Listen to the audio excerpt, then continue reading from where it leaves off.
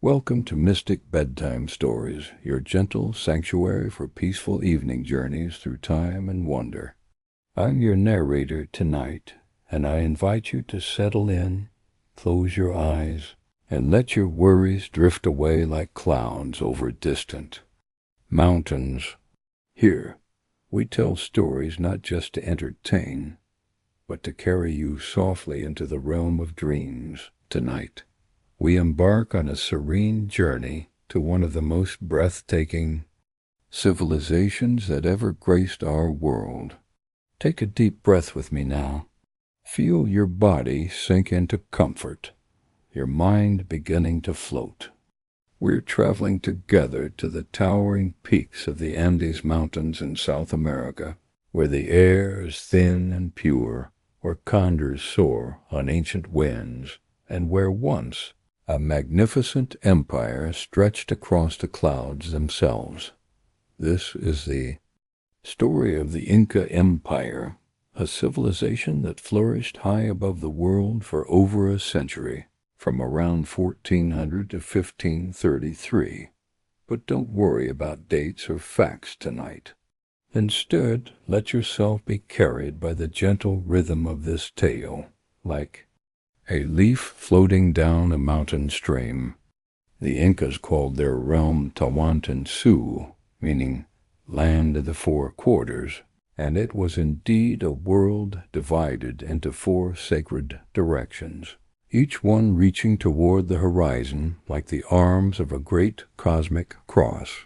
Picture yourself now floating high above the Andes range, those ancient mountains that form the backbone of South America. Below you, stretching for thousands of miles, runs a landscape so diverse it seems painted by the gods themselves. Here are snow-capped peaks that pierce the sky at heights of over 20,000 feet. There are deep valleys where rivers carve their patient way through rock that has stood since the birth of the world. To the west lies the Pacific Ocean, vast and blue, while to the east the mountains give way to the green mystery of the Amazon rainforest. It was in this land of vertical wonders that the Inca people built their empire, not conquering the mountains, but learning to live in harmony with them. They understood that the Andes were not obstacles to overcome, but sacred beings to be respected and honored. The mountains were Apu, living spirits that watched over the people, provided them with water from their snowy peaks, and offered them shelter in their valleys. As we begin our journey together, feel yourself becoming lighter, more peaceful. The stresses of your day are melting away like snow in spring sunshine. You are safe here in this space between waking and sleeping, between the modern world and the ancient realm of the Incas. Let your breathing slow and deepen as we prepare to step back in time, to walk the stone pathways of Cusco, to stand in the shadow of Machu Picchu, and to hear the whispers of a civilization that understood the profound connection between earth and sky, between human hearts and the eternal rhythms of nature. Tonight, you will meet emperors and farmers, priests and weavers, architects and astronomers. You will learn how a people who had no written language, no iron tools, and no wheeled vehicles created one of the most sophisticated civilizations in human history. You will discover how they moved stones weighing many tons up impossible mountain slopes, how they created a network of roads that would impress modern engineers, and how they developed agricultural techniques that sustained millions of people in one of the world's most challenging environments. But most importantly, as you drift deeper into this story, you will feel the profound peace that comes from connecting with something timeless and eternal. The Inca Empire has been gone for nearly 500 years, yet its spirit lives on in the misty peaks of the Andes, in the patient flow of mountain rivers, and in the quiet strength of the people who still call these mountains home, dot so close. Your eyes now, if you haven't already. Let your body find its most comfortable position. Feel yourself sinking deeper into relaxation with each word, each breath. The modern world is fading away, and in its place a realm of stone and sky, of condors and coca leaves, of golden temples and silver streams, is slowly emerging from the mists of time. We begin our story not with conquest or conflict, but with the gentle emergence of a people who learned to read the language of the mountains, who built their lives around the sacred rhythms of the sun and seasons, and who created beauty that still takes our breath away centuries after their empire fell. Silent, are you ready to walk with me along the ancient paths of the Andes, to breathe the thin, clean air of the high mountains, to hear the whispers of the wind through ancient stone? Then let us begin, slowly and peacefully, this journey into the heart of one of humanity's most remarkable civilizations.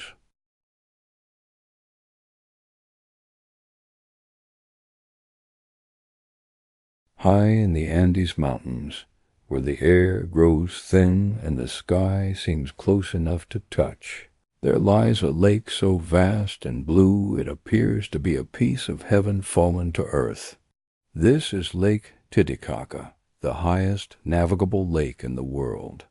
Sitting at an elevation of over 12,000 feet above sea level, the lake is so large that it creates its own weather patterns, so deep that its bottom has never been fully explored, and so ancient that it has witnessed the rise and fall of civilizations for thousands of years. It was here, according to Inca legend, that the story of their people began, not with armies or conquest, but with the gentle emergence of two divine beings from the sacred waters of the lake.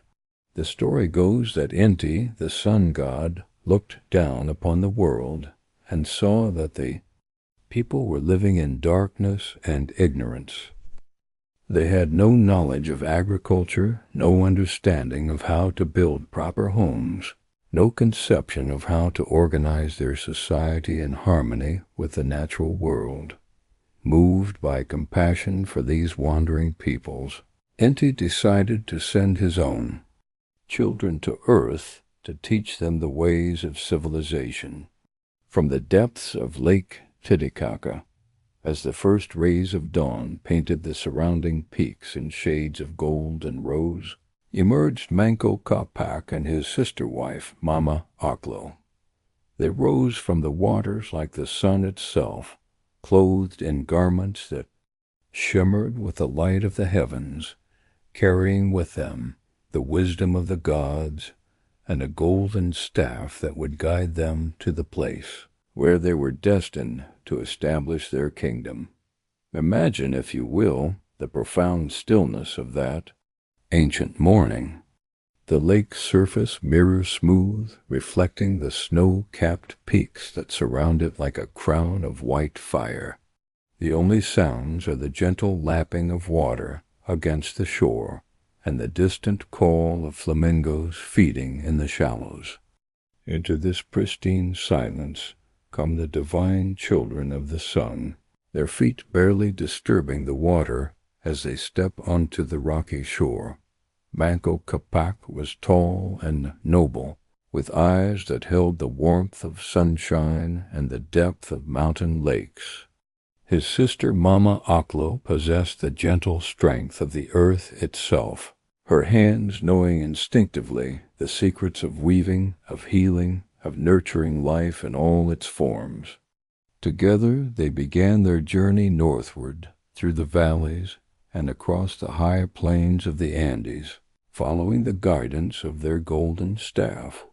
The staff, according to the legend, had been given to them by their father the sun with specific instructions. They were to travel until they found a place where the staff would sink completely into the ground with a single thrust. This would be the sign that they had reached the valley where they were destined to establish their capital, the center from which their civilization would spread like ripples across the face of the Andean world. As they walked, Manco Capac and Mama Oclo encountered scattered groups of people living in the mountain valleys. These were not savage or primitive people, but they lacked the knowledge that the divine siblings had brought from the realm of the sun.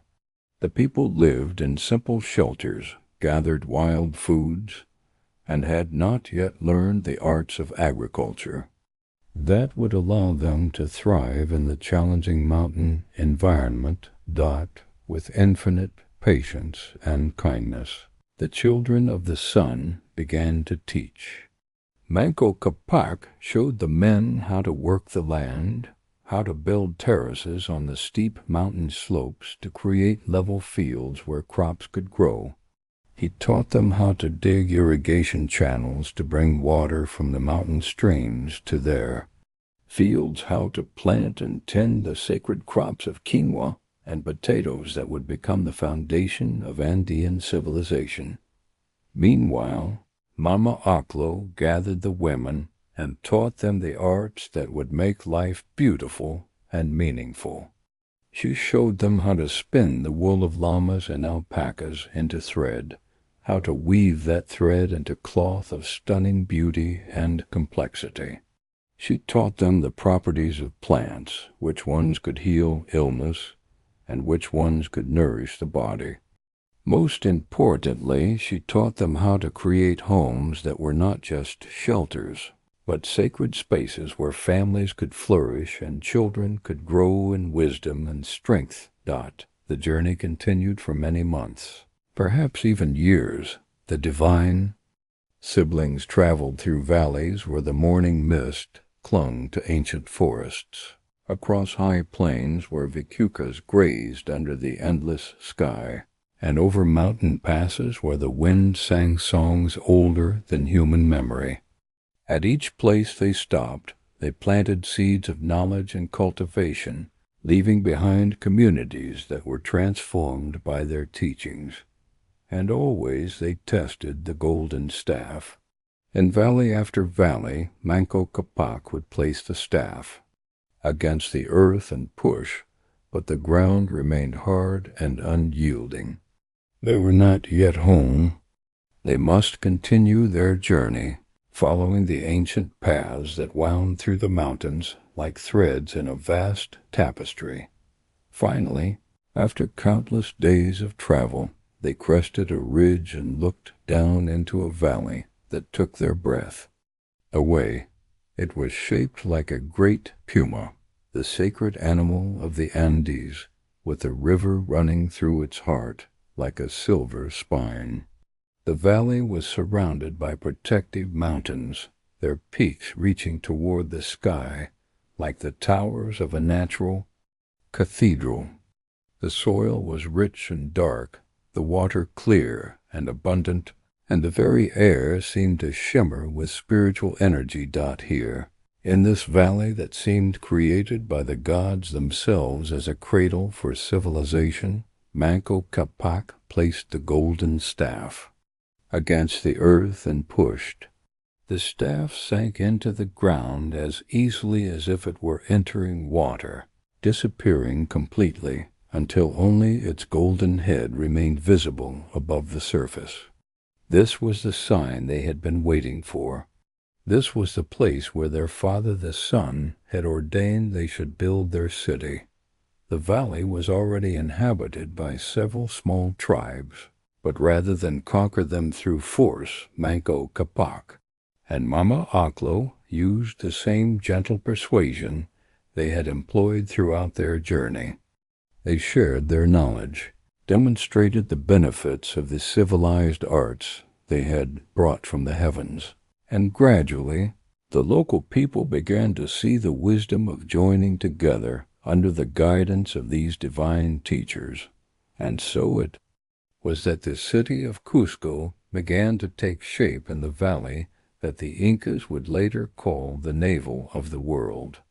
The name Cusco itself means center or navel in the Quechua language, for the Incas understood that their capital was not just a city, but the sacred center from which all civilization would radiate, the point where earth and sky met in perfect harmony. As you listen to this ancient story, feel yourself drifting deeper into the peaceful realm of the Andes.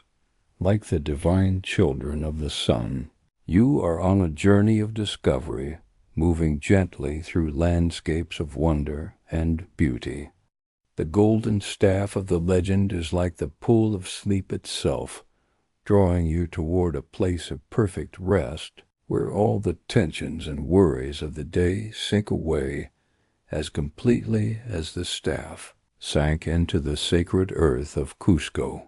The people of the high mountains understood something that we sometimes forget in our modern world, that the greatest civilizations are built not through conquest and domination, but through patience, wisdom, and respect for the natural world. Like the gentle emergence of Manco Capac and Mama Oclo from the sacred waters of Lake Titicaca, the Inca Empire would grow slowly and organically, spreading its influence through the power of knowledge and the example of harmony between human society and the eternal rhythms of the mountains. Rest now in the peace of this understanding, as we prepare to explore the great city that grew from these humble beginnings, the city that would become the heart of an empire that stretched from the equatorial forests of Ecuador to the wine valleys of Chile. Feel the high mountain air filling your lungs with purity and peace, and let the ancient wisdom of the Andes and the gentle curve of the valley where the golden staff had found its home, a city began to grow like a flower opening to the morning sun. But this was no ordinary city, built according to the practical needs of commerce and defense. Cusco was conceived as a living representation of the cosmos itself, a place where the earthly and the divine intersected in perfect harmony. Picture yourself standing on one of the hills that surround the valley of Cusco in those early days of the empire. The morning mist is just beginning to lift, revealing the city spread out below you like a jewel set in green velvet. From your vantage point, you can see that the city has been laid out in the shape of a great puma, that powerful mountain cat. Sacred to the Inca people, the head of the puma is formed by the mighty fortress of Sacsayhuaman, its zigzag walls representing the teeth of the great cat. The body stretches through the central valley, with the tail curling around the confluence of two rivers that meet like cosmic serpents in the heart of the city. This was no accident of urban planning. The Incas believed that their capital city should reflect the sacred geometry of the universe itself. The puma was one of the three sacred animals of their cosmology, representing the earthly realm where humans live their daily lives. Above, the puma soared the condor, symbol of the heavens and the realm of the gods. Below the puma slithered the serpent, representing the underworld and the mysterious forces that govern the interior of the earth. By shaping their city as a puma, the Incas were declaring that Cusco was the sacred center where all three realms met and interacted. As you descend from your hilltop viewpoint and walk through the streets of ancient Cusco, you are struck immediately by the extraordinary stonework that forms the foundation of every building. These are not rough-hewn blocks mortared together with clay and straw, but precisely cut stones fitted together with such perfection that you cannot slide even a knife blade between them. Each stone is unique, shaped to fit exactly with its neighbors in a complex three-dimensional puzzle that has withstood centuries of earthquakes, weather, and human interference. The secret of this remarkable construction lies not in advanced tools or machinery, but in an almost mystical understanding of stone itself. Inca stonemasons would study each rock for days or even weeks, learning its natural grain and hidden stresses. They would work the stone gradually, using bronze and stone tools to shape it with infinite patience, always working with the natural properties of the rock rather than against them. The result was masonry so perfect that it seemed to have grown from the earth itself rather than being assembled by human hands. But it was not just the technical perfection of the stonework that made Cusco remarkable. It was the way the city served as a vast three-dimensional calendar, an astronomical observatory. The Incas were master astronomers who had mapped the movements of the sun, moon, and stars with extraordinary precision. They incorporated this astronomical knowledge into the very fabric of their capital city. From the central plaza of Cusco, called the Hawkeye Pata, or Place of Joy, lines of sight had been carefully calculated to align with the rising and setting points of celestial bodies at significant times of the year. During the winter solstice, when the sun was at its weakest and most distant, the first rays of dawn would shine directly down one of the main streets, bringing the promise of the sun's return to strength. During the summer solstice, when the sun was at its most powerful, different alignments would come into play, marking the height of the agricultural year. The city was also organized around a complex system of sacred directions and pathways called Sikhs. These were invisible lines of spiritual force that radiated out from the central plaza like the spokes of a great wheel, connecting Cusco to every corner of the empire. Along each sec were placed sacred sites called wokas, which might be springs, rocks, mountains, or temples.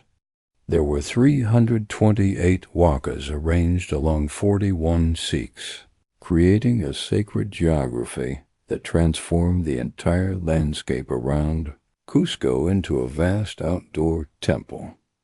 Walking through the streets of Cusco in its golden age, you would have been constantly aware of the sacred nature of your surroundings. Every corner, every plaza, every building had its place in the cosmic order. The city was divided into 4 quarters, corresponding to the 4 sayas or regions of the empire: Chinchaysu to the north, Entisuy to the east, Kalasuyu to the south, and Kantisuyu to the west. Each quarter had its own character and its own responsibilities in the life of the empire. At the very center of the city, dominating the main plaza, stood the Coricancha, the golden enclosure, the most sacred temple in the entire Inca Empire. This was the house of Inti, the sun god, and it was here that the most important ceremonies of the Inca calendar took place. The temple walls were covered with sheets of gold so thick and pure that they seemed to glow with their own inner light. Inside, golden statues of the sun, moon, and stars caught and reflected the light that streamed through carefully placed windows, creating a play of illumination that must have seemed truly divine to those who witnessed it. The Coricancha was not just a temple, but a complex of buildings surrounding a central courtyard. Here were shrines to all the major deities of the Inca pantheon: Mamaquilla, the moon goddess; Illapa, the god of thunder and lightning; and Kishu, the rainbow deity.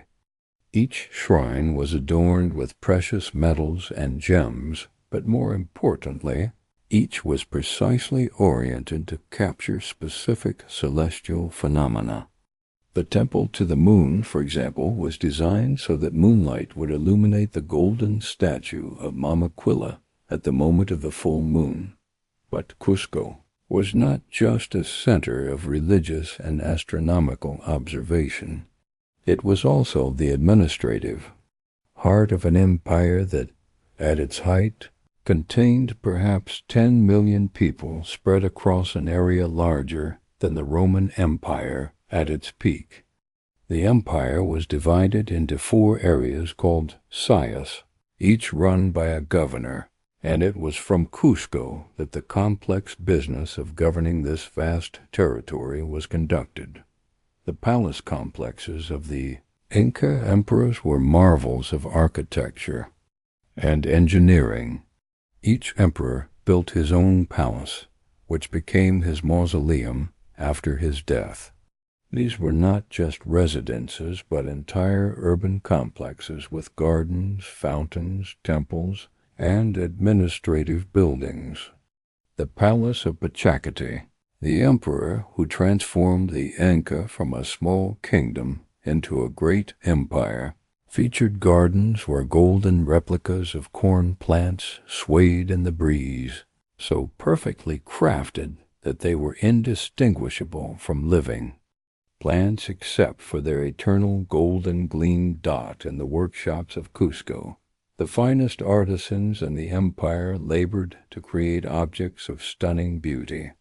Metal workers hammered gold and silver into vessels of extraordinary delicacy, their surfaces decorated with images of condors, pumas, and serpents.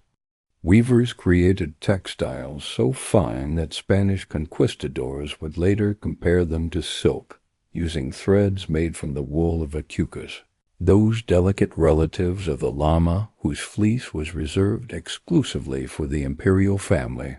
The streets of Cusco were alive with the sounds and sights of empire.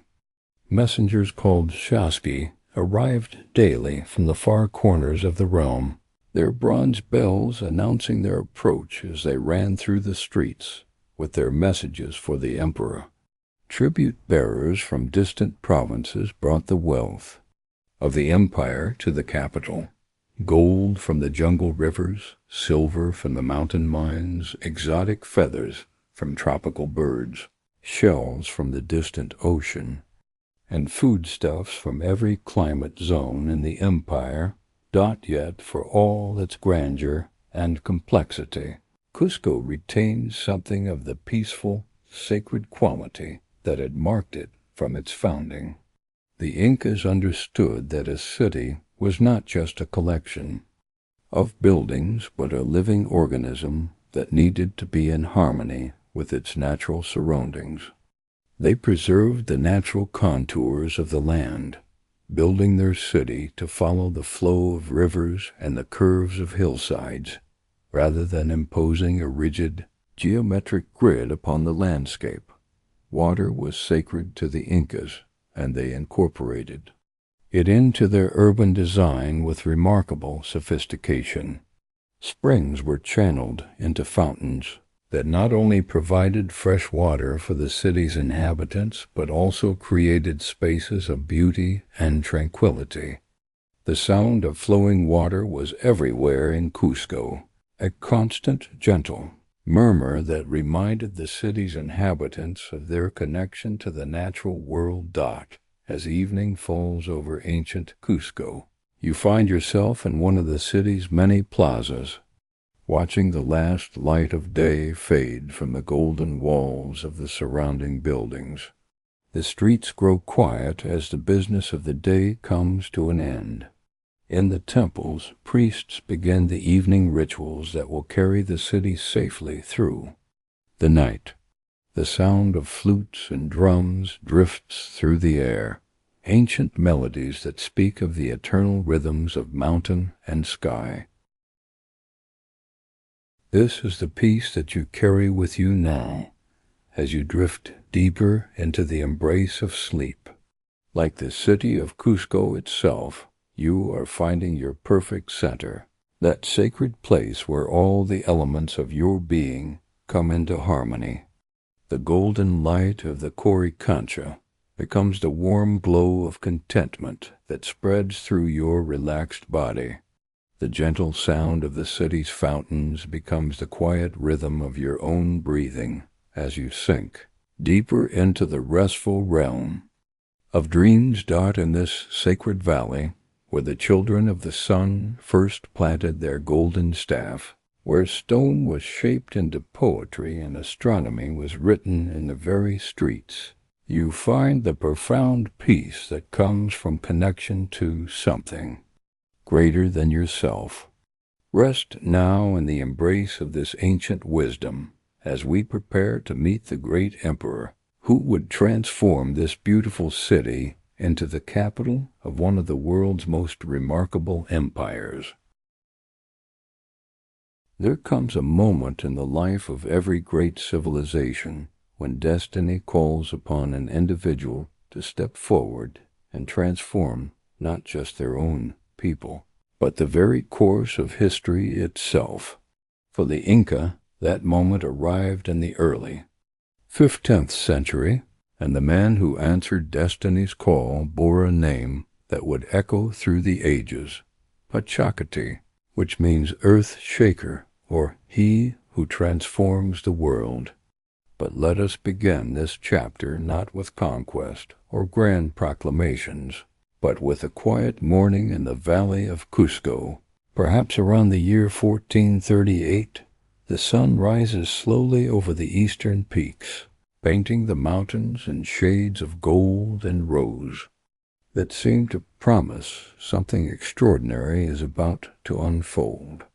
In the royal palace, a young prince named Cusi Yupanqui awakens from dreams filled with visions of condors soaring over vast territories, of roads stretching like silver threads across impossible distances, of a people united under the benevolent warmth of the sun.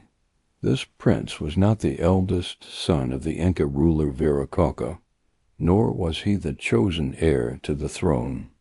In the complex politics of royal succession, he might have lived his entire life in the comfortable shadows of power, serving his empire faithfully, but never truly shaping its destiny. But the mountains, the Apus that watched over the Inca people, had different plans for young Cusi Yupanqui. The transformation began, as many great transformations do, with a crisis that seemed to threaten the very existence of the Inca realm. From the south came the Chanca people, a fierce confederation of tribes who had grown weary of Inca expansion and sought to humble the children of the sun before their power could spread too far across the highlands. The Chanca army was vast and well equipped, their warriors hardened by generations of mountain warfare, their determination sharpened by the knowledge that this might be their last chance to stop the rising power of Cusco. When news of the approaching Chanca army reached the royal court, panic spread through the city like wildfire in dry grass. The aging Inca Viracocha, perhaps overwhelmed by the magnitude of the threat, made a decision that shocked his people. He chose to flee the capital rather than stand and fight.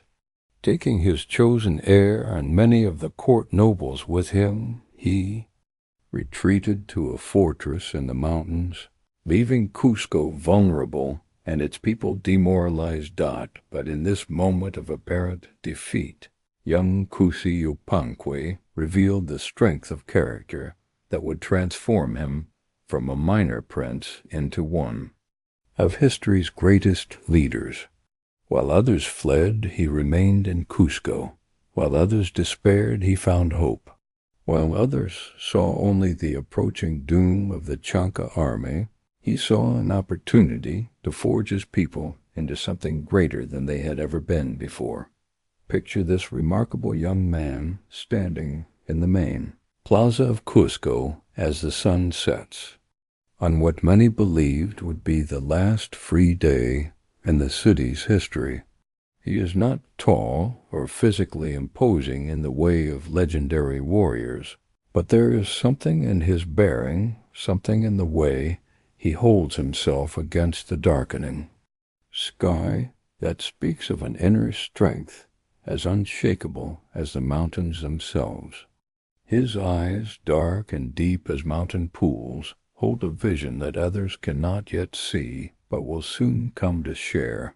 Throughout the night, as the Chanca army drew ever closer to the valley of Cusco, Yupanqui moved through the city like a gentle but irresistible force. He spoke to the commoners in their humble homes, to the craftsmen in their workshops, to the priests in their temples. His words were not filled with boastful promises or warlike rhetoric, but with something far more powerful, a vision of what the Inca people could become if they found the courage to stand together in this moment of testing. He reminded them of the ancient prophecies that spoke of a time when the children of the sun would spread their light across the entire world. He spoke of the responsibility they bore as the inheritors of divine wisdom, of their duty not just to survive but to flourish and to share the gifts of civilization with all the peoples of the mountains. Most importantly, he made each person. You spoke with feel that they were not just subjects of an empire, but partners in a great cosmic undertaking that would echo through eternity. By dawn, something miraculous had occurred. The city that had been paralyzed by fear the day before was now alive with quiet determination. Citizens who had never held weapons were learning to use clubs and slings. Women were preparing food and medicines for the coming battle. Children were carrying water and messages between different quarters of the city.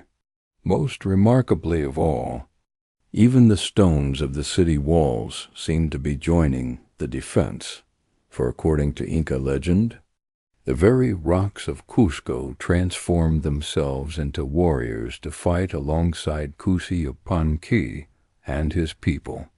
The battle, when it came, was not the glorious clash of armies that fills the pages of military histories. It was something quieter and more profound, a moment when an entire people discovered what they were truly capable of, when they acted with unity of purpose, an absolute faith in their cause. The Chanca warriors, for all their fierceness and experience, found themselves facing not just an army but an entire civilization that had suddenly awakened to its own power.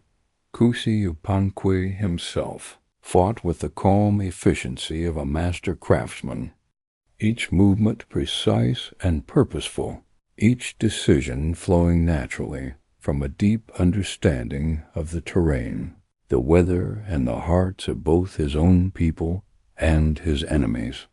He did not need to shout orders or wave his weapons dramatically.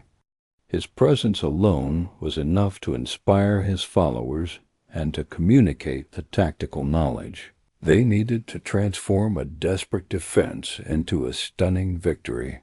When the sun set on that day of battle, the Chanca army was in full retreat, their dreams of conquest shattered against the unexpected strength of the Inca people.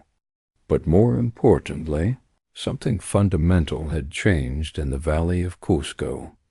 A collection of separate communities had become a unified nation. A regional kingdom had taken its first steps toward becoming a world empire, and a young prince named Yupanqui had earned a new name that would be remembered for as long as people told stories of greatness achieved through wisdom and courage. He became Pachaki, the earth shaker, the one who transforms the world. But the transformation he would bring to his people and to the entire Andean region would not be accomplished through conquest alone, but through a remarkable combination of military skill, administrative genius, and spiritual insight that would make the Inca Empire unique among the great civilizations of human history. After his victory over the Chanca, Pachacati began the patient work of rebuilding and expanding his realm. But this was not the crude expansion of a warlord seeking territory and plunder. Instead, it was the organic growth of a civilization that had learned how to offer something better than what existed before.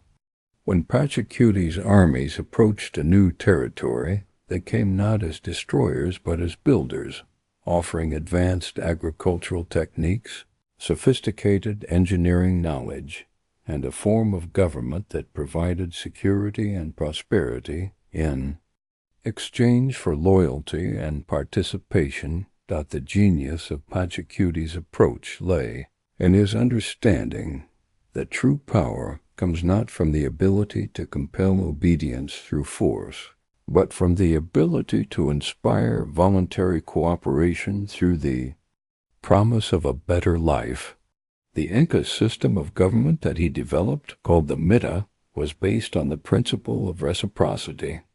Communities that joined the empire voluntarily were allowed to maintain their local customs and leadership, but they also gained access to the vast network of roads, markets, and mutual aid that connected all parts of the Inca realm.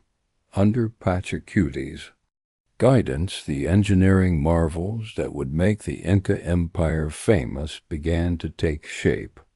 Roads were carved into seemingly impossible mountain slopes, their stone surfaces so perfectly constructed that many remain intact today, 5 centuries after the empire's fall.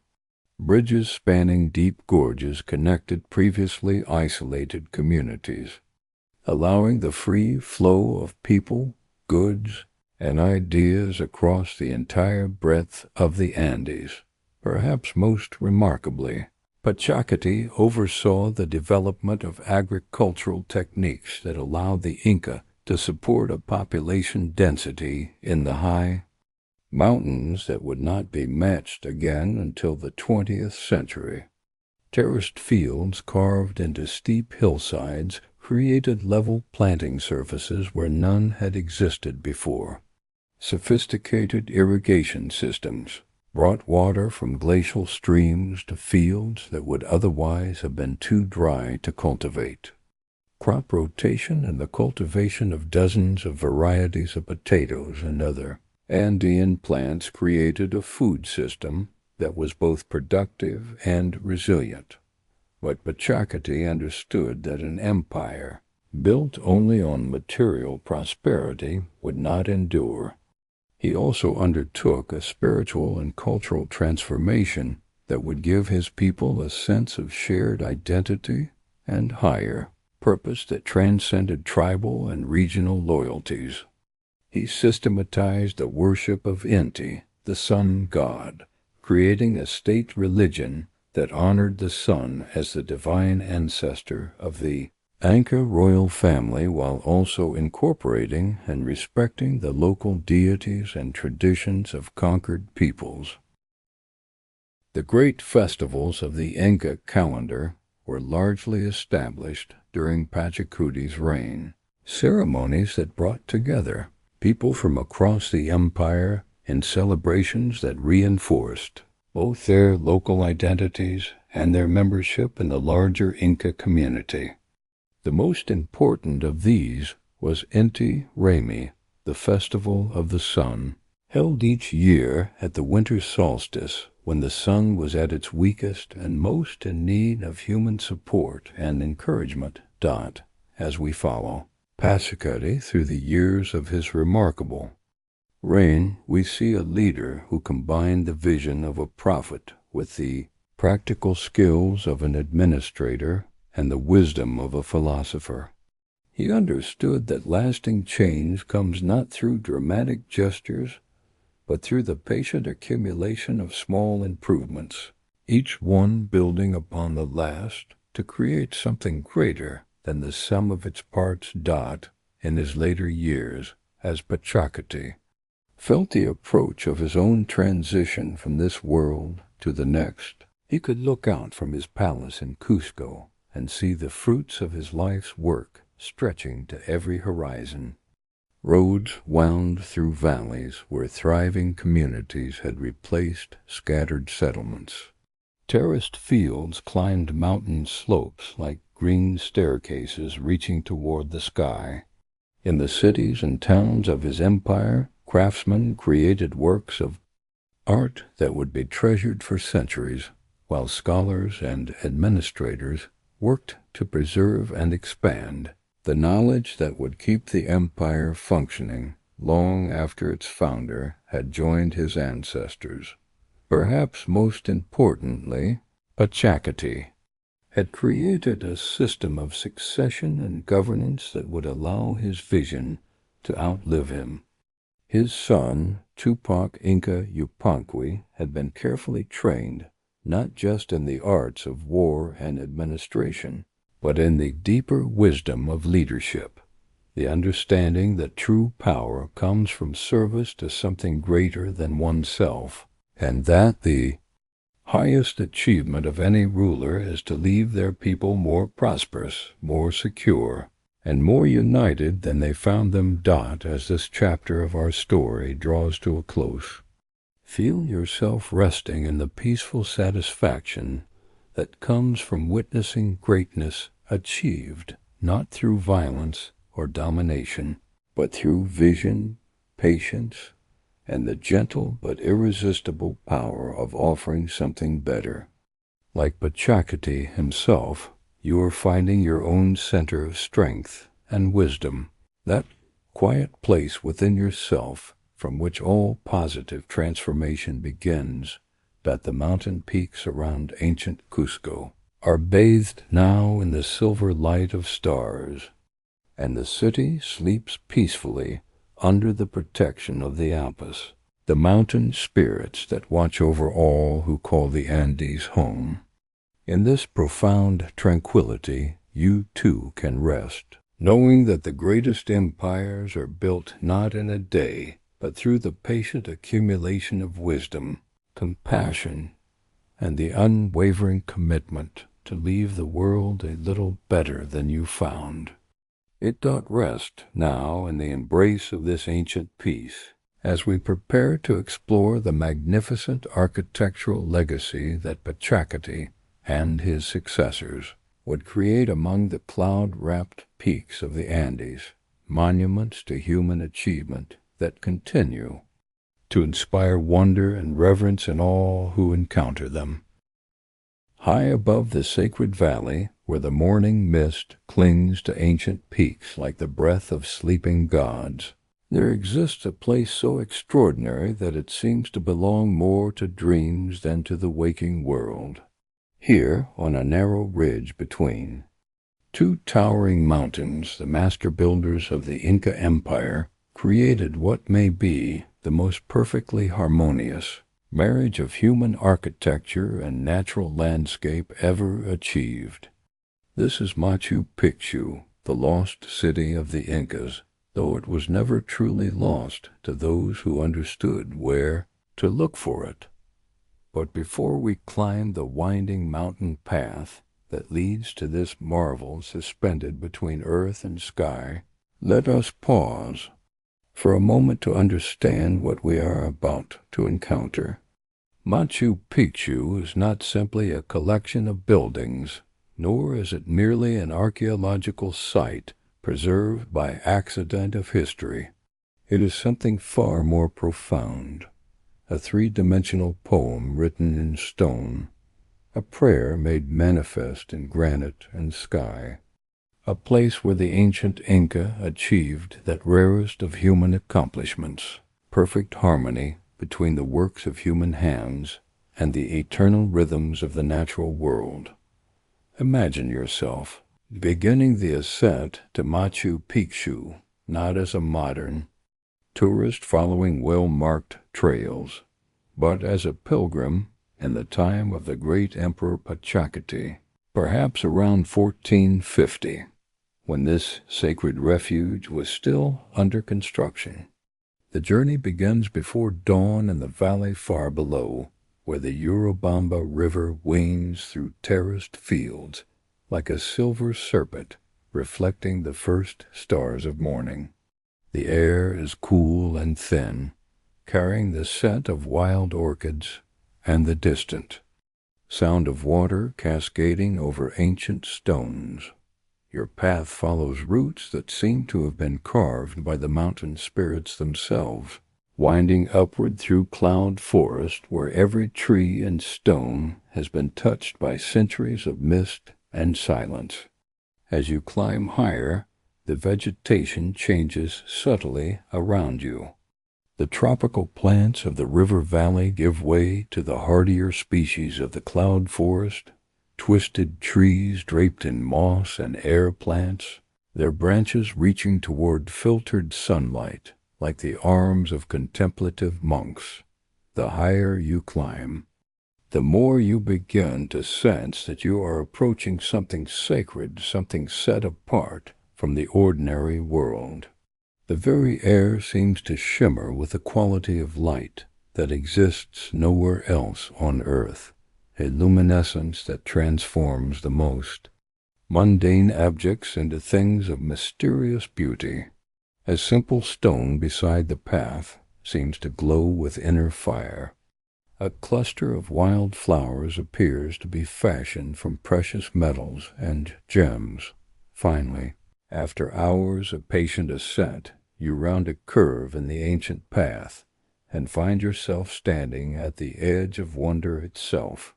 Before you, carved into the living rock of the mountain ridge, lies a city that seems to have grown from the earth like some magnificent crystal formation.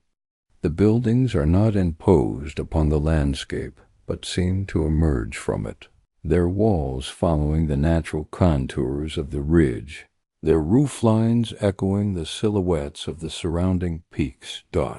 This is your first glimpse of Machu Picchu, and in this moment you understand why the Incas considered this place to be sacred above all others. It is not just that the city is beautiful, though its beauty is breathtaking beyond words. It is not just that it represents an extraordinary achievement of engineering and architecture, though the technical mastery displayed here surpasses anything the Incas built elsewhere. What makes Machu Picchu truly sacred is the way it embodies the deepest principles of Inca spirituality, the understanding that human beings are not separate from nature, but are part of a greater cosmic harmony that includes mountains and rivers, sun and stars, living creatures, and the spirits that animate all things.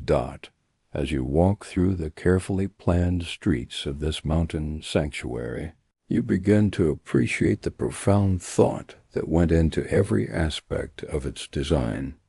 The city is organized around a central plaza, just as Cusco was, but this plaza seems to float in the clouds themselves, suspended between the sharp peak of Huayna Picchu to the north and the broader summit of Machu Picchu Mountain to the south. From this central space the eye can follow stone stairways and terraced gardens that seem to cascade down the mountainside like frozen waterfalls. The buildings themselves represent the pinnacle of Inca architectural achievement. Here, the art of fitting stone to stone without mortar has been perfected to a degree that seems almost supernatural. The walls are not straight, but curve gently, following the natural stresses of the mountain ridge and the movement of the earth during earthquakes. Each stone has been shaped not just to fit with its immediate neighbors, but to contribute to the structural integrity of entire building complexes that have stood unmoved for over 500 years. But it is not the technical perfection of the construction that creates the profound sense of peace that pervades Machu Picchu. It is the way the builders understood and incorporated the spiritual significance of the site into every aspect of their work. The city is oriented not just to the cardinal directions, but to the specific astronomical phenomena that were most important to Inca religious observance. The famous Intihuatana stone, the hitching post of the sun, is carved from the living bedrock of the mountain and positioned so precisely that it serves as a three-dimensional sundial, tracking the movement of the sun through the seasons with extraordinary accuracy. During the winter solstice, when the sun is at its weakest and most distant, the Intihuatana stone casts no shadow at all at noon, symbolically capturing the sun and ensuring its return to strength. During the equinoxes, when day and night are in perfect balance, the shadows cast by the stone align with specific architectural features of the surrounding buildings, creating moments of astronomical drama that must have filled the ancient observers with wonder and reverence. The residential areas of Machu Picchu are divided into distinct sectors, each with its own character and purpose. The royal sector, perched on the highest part of the ridge, consists of elegantly proportioned buildings with perfectly fitted stone walls and carefully designed gardens. Here the Inca nobility would have lived during their retreats to this mountain sanctuary, their daily lives unfolding against a backdrop of cloud-wrapped peaks and distant valleys that stretched to the horizon like a green sea. The agricultural sector of the city is perhaps even more remarkable than the residential areas. Here, on impossibly steep mountain slopes, the Inca engineers created hundreds of terraces that transformed the vertical landscape into productive farmland. These terraces are not crude earthworks, but sophisticated pieces of agricultural engineering, each one carefully designed to capture and conserve the precious rainwater that falls in the cloud forest, each one filled with specially prepared soil that provides the perfect growing medium for the crops that sustain the city's inhabitants. Walking among these terraces in the early morning, when the mist still clings to the mountain slopes and the first light of dawn is just beginning to illuminate the ancient stones, you can almost hear the whispers of the farmers who once tended these fields. They planted corn and potatoes, quinoa, and beans, but they also cultivated flowers and ornamental plants that served no practical purpose except to create beauty. The Incas understood that a sacred city needed not just functional buildings and productive farms, but also spaces devoted purely to the contemplation of beauty and the celebration of life's abundance. The water management system of Machu Picchu represents another aspect of the profound harmony between human engineering and natural processes that characterizes the entire site. Springs discovered high on the mountain slopes are channeled through a series of fountains and channels that provide fresh water to every part of the city. But these are not merely utilitarian waterworks. Each fountain is a work of art, carved from single blocks of granite with the same precision and care that went into the construction of the most important temples. The sound of flowing water is everywhere in Machu Picchu, a gentle constant that connects all parts of the city in a symphony of liquid music. This was no accident.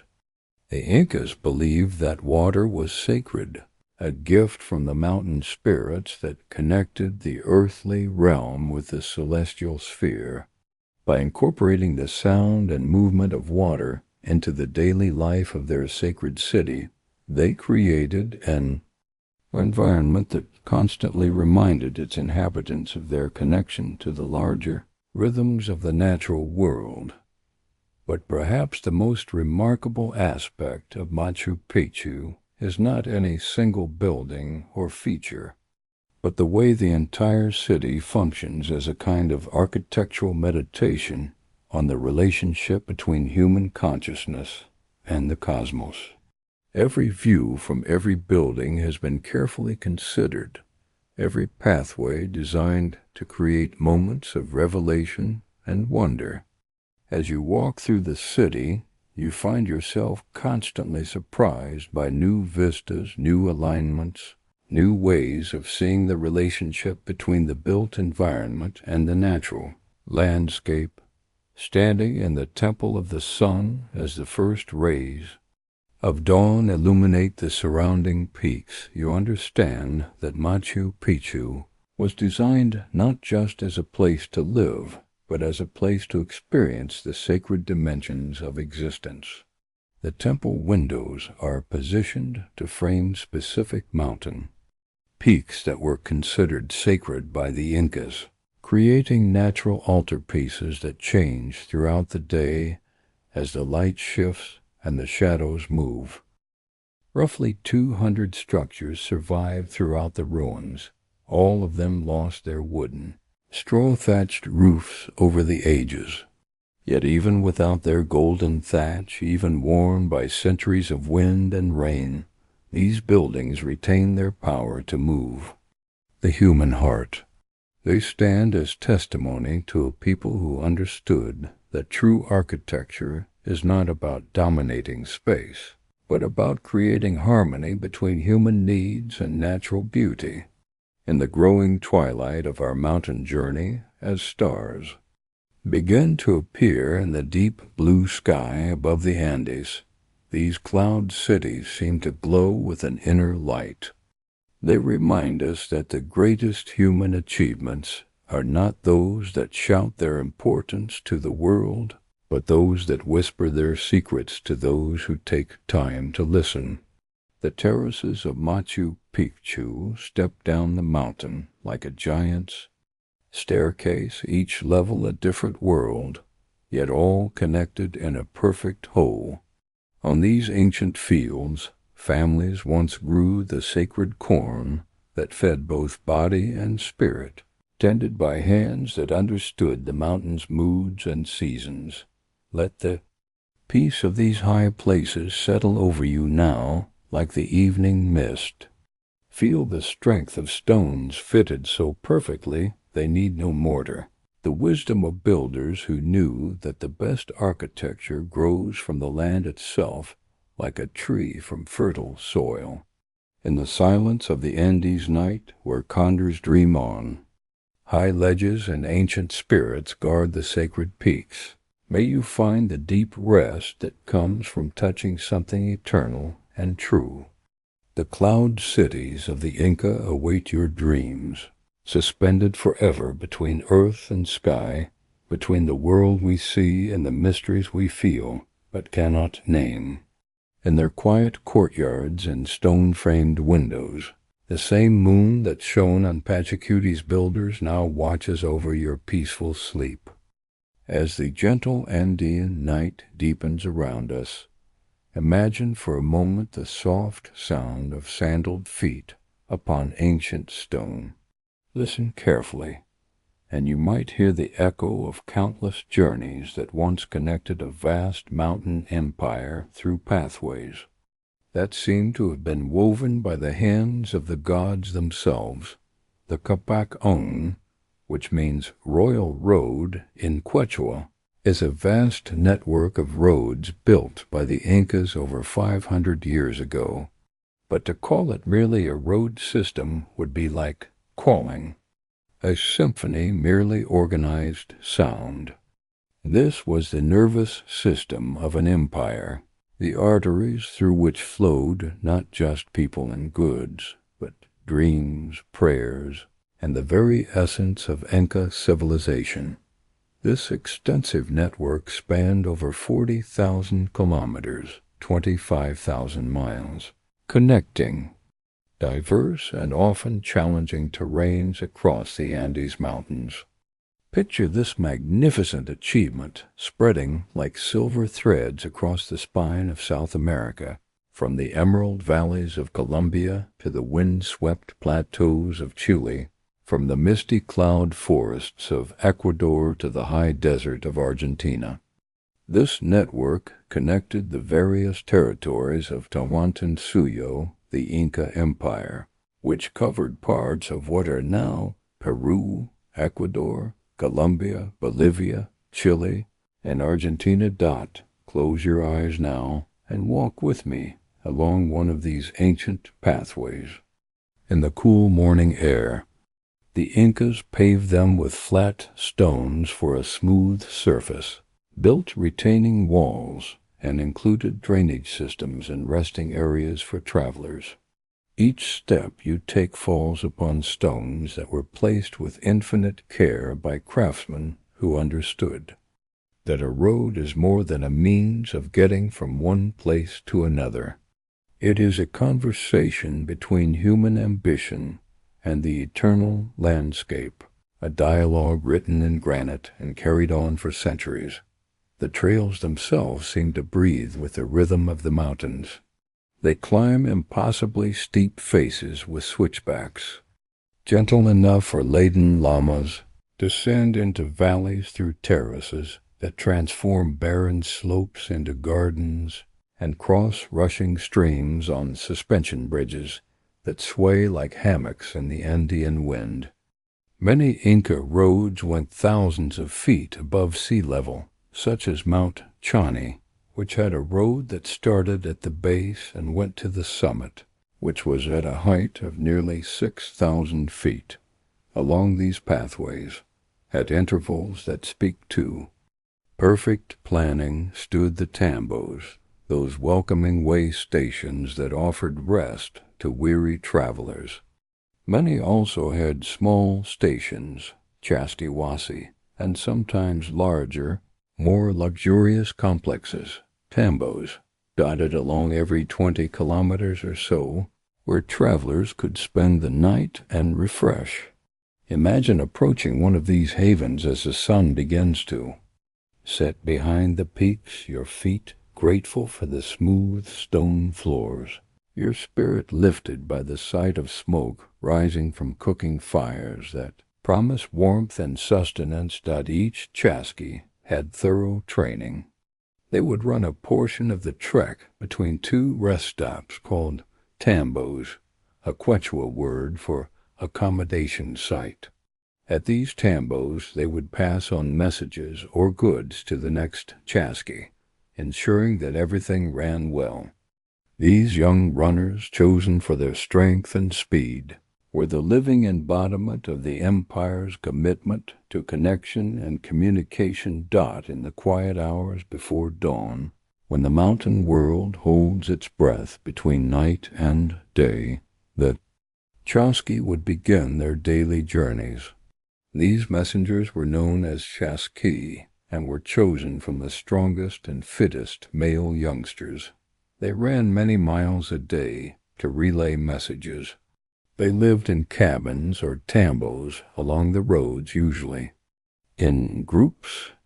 Picture them setting out in the pale morning light, their breath visible in the thin mountain air, carrying messages that might travel from Cusco to Quito in a matter of days, rather than weeks. The rhythm of their running feet becomes a meditation, a steady heartbeat that connected the scattered children of the empire. They carried with them not just official dispatches and goods, but stories, songs, and news of distant families. In their leather pouches might rest a quipu recording the harvest yields from a valley 3 days' journey away, or perhaps a small bag of precious shells from the distant ocean, destined for a temple ceremony in the high peaks. Administrative centers with warehouses called colcas for redistribution of goods were found along the roads. These storage facilities, built into hillsides and designed to preserve food for years, represented something profound about Inca understanding of community responsibility. No traveler would go hungry on the royal roads. No village would face starvation, while the great storehouses held their bounty of freeze-dried potatoes, quinoa, and preserved meat. The trails themselves were engineering marvels that worked in harmony with the landscape rather than fighting against it. Where the path met a rushing stream, the Incas built bridges of woven grass cables that could flex with the wind and support the weight of llama caravans. Where it climbed a cliff face, they carved steps that followed the natural grain of the rock, creating stairways that seemed to have grown from the mountain itself. As night falls across our imagined journey, consider the profound silence that settles over these ancient pathways. The Capac On were built with the main purpose of keeping a huge territory communicated. This made it possible to mobilize armies very quickly.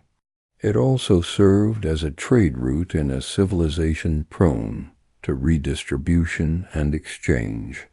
Yet in the peaceful hours of evening, when the practical purposes fade into background, what remains is something deeper: the human desire to connect, to share, to be part of something larger than ourselves. Walking these trails today, modern pilgrims often speak of a particular quality of silence that seems to pervade the ancient pathways. It is not an empty silence, but one filled with the whispered memories of countless journeys. The stones themselves seem to hold the echoes of conversations between travelers who met at difficult passes, shared their water, and continued on their separate ways, enriched by the encounter.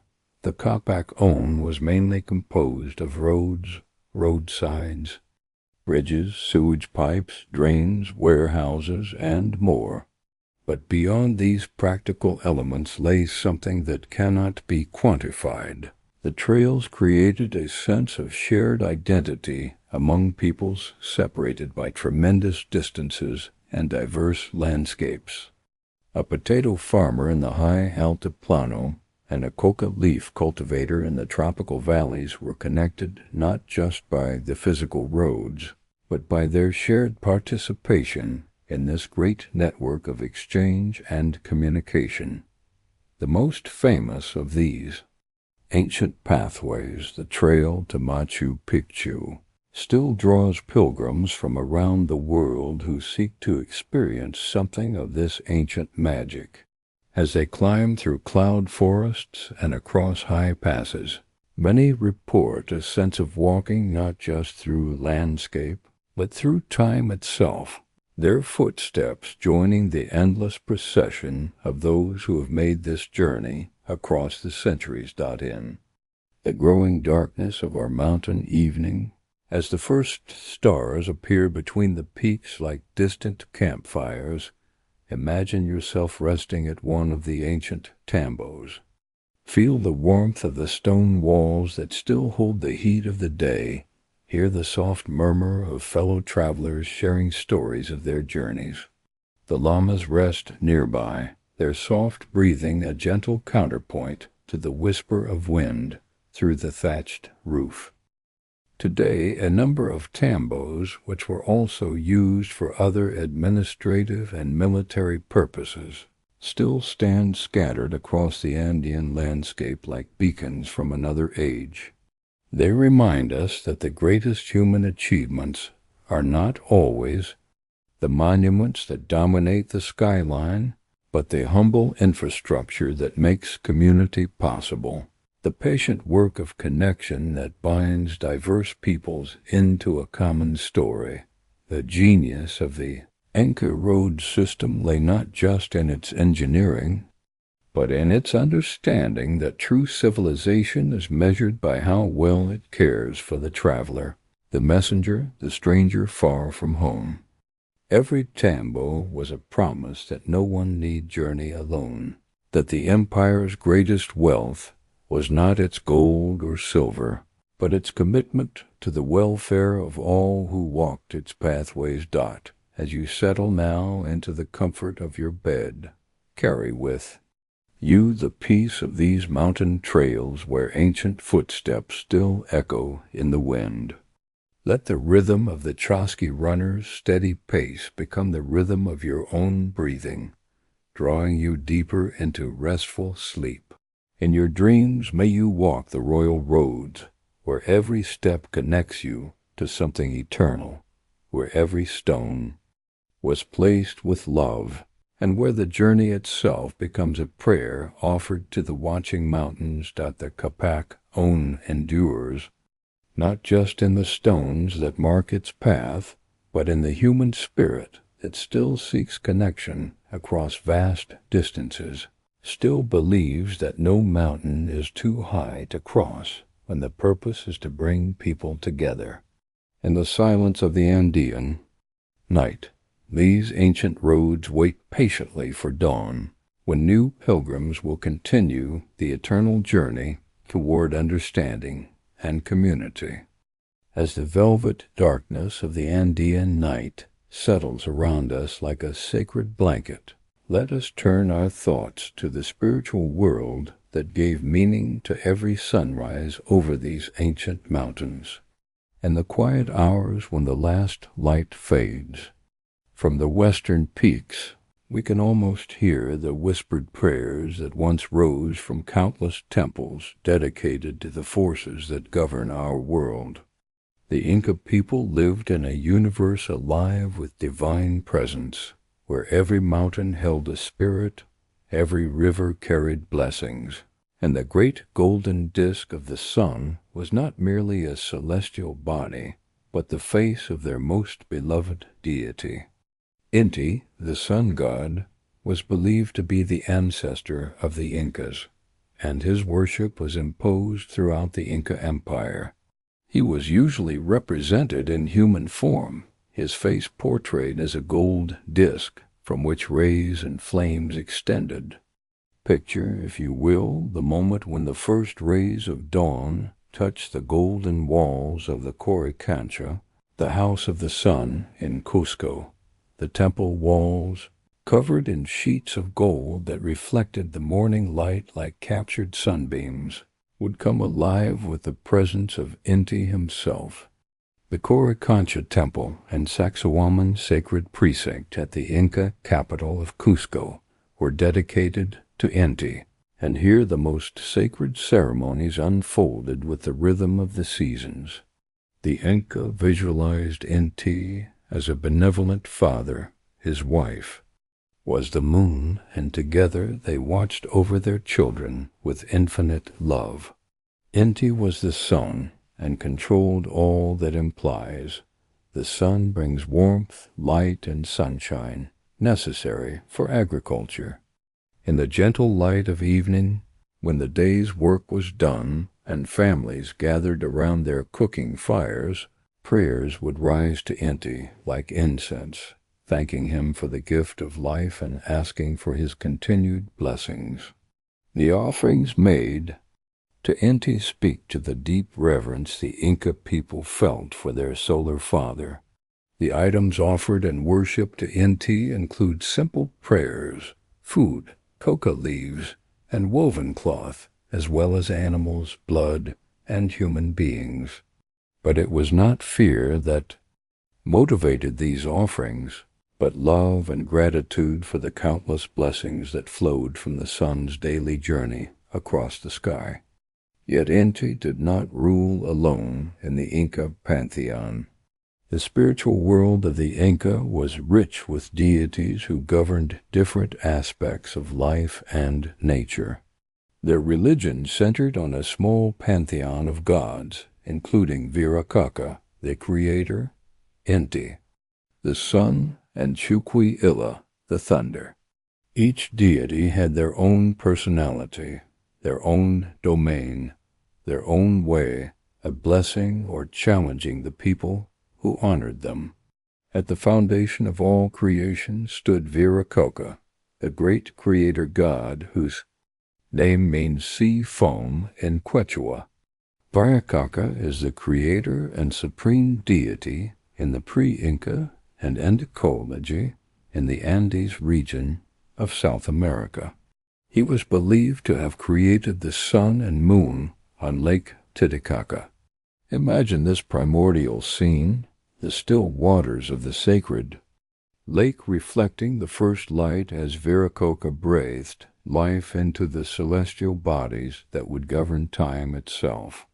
The creation story tells us that he emerged from the waters of Lake Titicaca, a sacred site that holds great significance in Inca culture. From this primordial lake he began his work of creation. According to tradition, after forming the rest of the heavens and the earth, Viracocha wandered through the world, teaching men the arts of civilization. Picture him as a gentle teacher, walking the mountain paths with infinite patience, showing the first people how to cultivate the land, how to weave cloth, how to live in harmony with the natural world. But perhaps the most beloved of all the Inca deities, after Inti himself, was Pachamama, the Earth Mother. Pachamama is the mother of Inti, the sun god, and Mama Killa, the moon, and she represents the nurturing aspect of the natural world. The Quechua believe that Pachamama represents nature, protecting humans and providing them with what they need to live. Earth goddess of the Incas, still revered by many Quechua people today.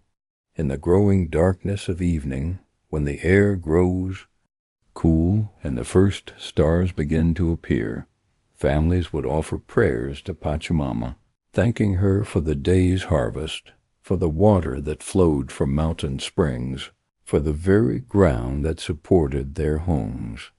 Each August, the followers of Pachamama celebrate her with special ceremonies that include offerings like coca leaves, food, and wine. The Inca understanding of the divine was intimately connected to their observation of the heavens. Runa, Quechua speakers, belief systems were integrated with their view of the cosmos, especially in regard to the way that the Runa observed the motions of the Milky Way and the solar system as seen from Cusco.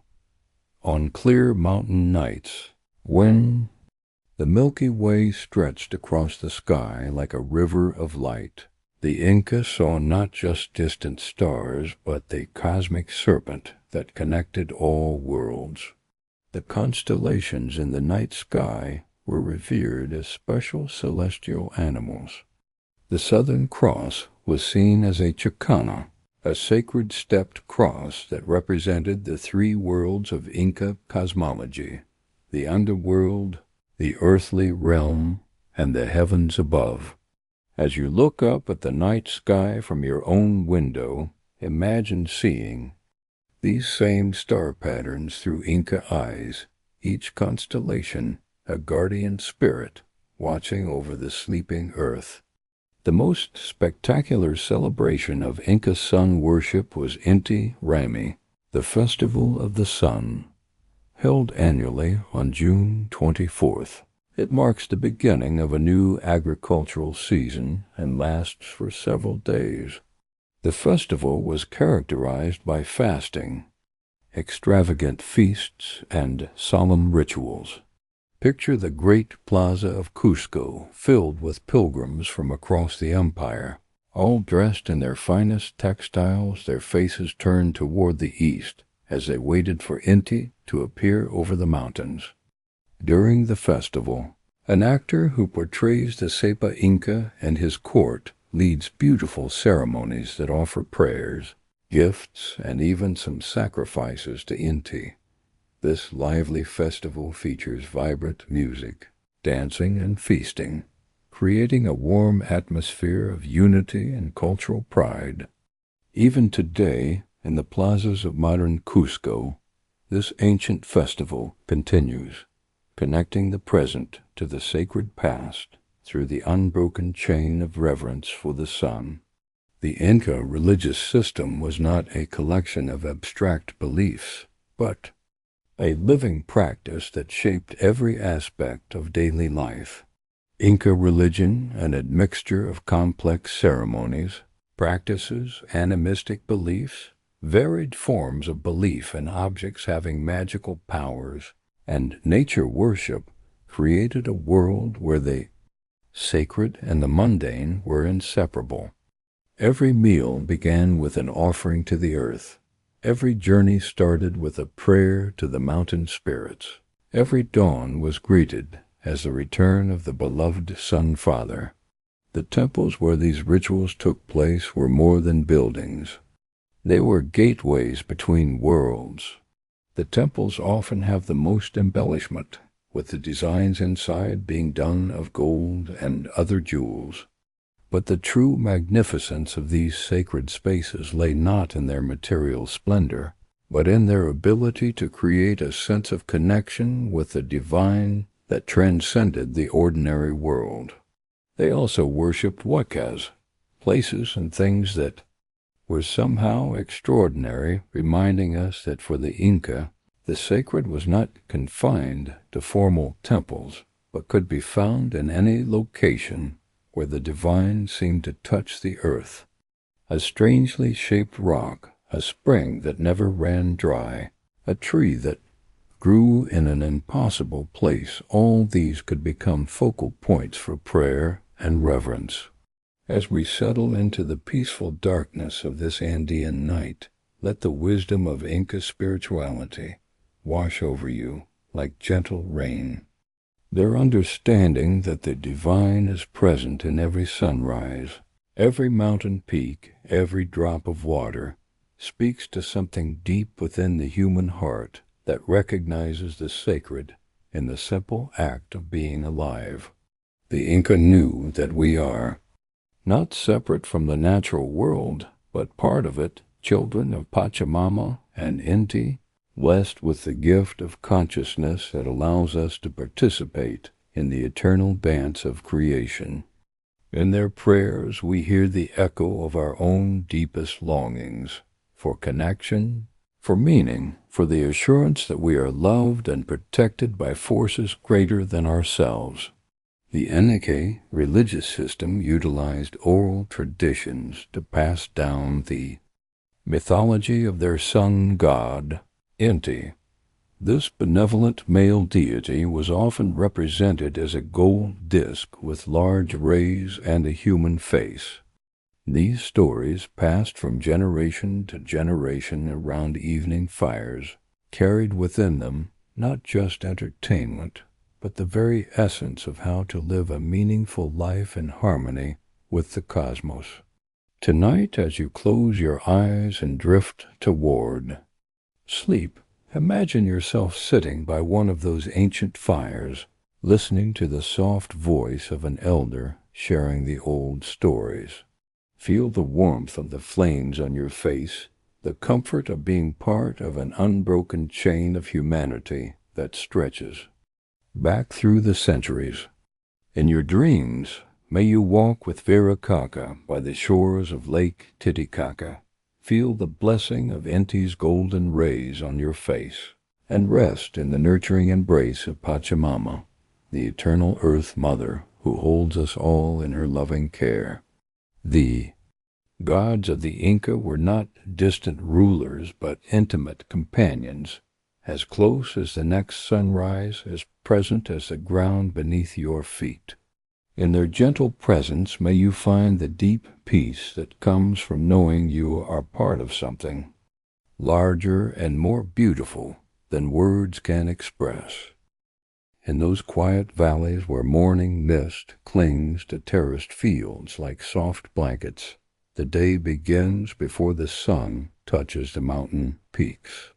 Listen closely, and you might still hear the gentle sounds of ancient life awakening. The soft shuffle of bare feet on stone paths, the rhythmic click of weaving shuttles, the whispered prayers to Pachamama, the Earth Mother, as another day unfolds in the heart of the Andes.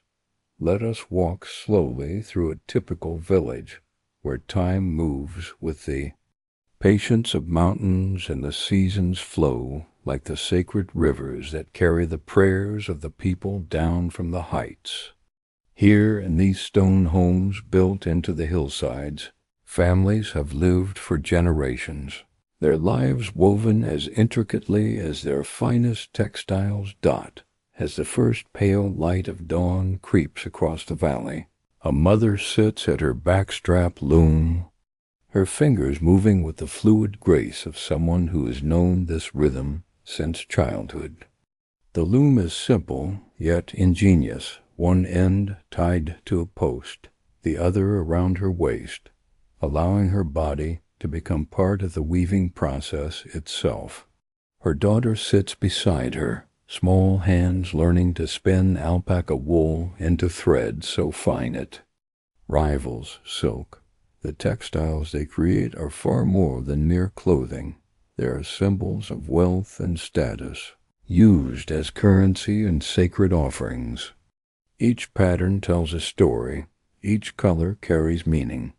The deep red speaks of the sacred coca leaf, the gold reflects the glory of Inti, the sun god, and the intricate geometric designs map the very cosmos above their heads. The thread they spin is finer than most modern machines can produce today, and the immense labor required to make a single textile was almost as important to its value as the finished product. Week after week, month after month, these women pour their lives into their looms, creating cloth so precious that only the nobility can wear the finest examples dot in the state-run workshops called Akla Huasi, chosen women known as Akla weave, clothes exclusively for the nobility and priests, while skilled male weavers called Kampi Kameok create the most sacred Kampi cloth for state ceremonies. But here in the villages, women weave for their families, for trade, for the endless cycle of life that demands both beauty and practicality dot as the sun climbs higher. The focus shifts to the terraced fields that climb the mountain sides like giant staircases built for the gods. The Incas and their ancestors coaxed harvests from the Andes' sharp slopes, developing resilient breeds of crops such as potatoes, quinoa, and corn, building irrigation canals that snaked around the mountains. The potato, that humble tuber that would one day feed the world, was the masterpiece of Inca agriculture. From 8 species of toxic wild tubers, they developed more than 3,000 distinct potato varieties, pioneering a 7-year crop rotation system and constructing agricultural research stations in the high Andes. Each variety had its purpose, some for immediate consumption, others for the elaborate freeze-drying process called chuno that could preserve potatoes for years. Watch as the farmers move through their fields with the unhurried patience of those who understand that the earth cannot be rushed. They speak softly to their plants, offering coca leaves and chicha corn beer to Pachamama before each planting. Maize, potatoes, and quinoa form the foundation of their diet, with careful crop rotation maintaining soil fertility across generations. The women carry their babies on their backs as they work, the little ones rocked to sleep by their mothers. Steady movements through the rows of crops. The older children help harvest, their laughter mixing with the mountain winds as they race between the terraces, their feet sure on paths worn smooth by countless generations. This mastery of farming reflects a deeper harmony with nature, where agriculture shapes both landscape and people. Every terrace is positioned to catch the morning sun just so.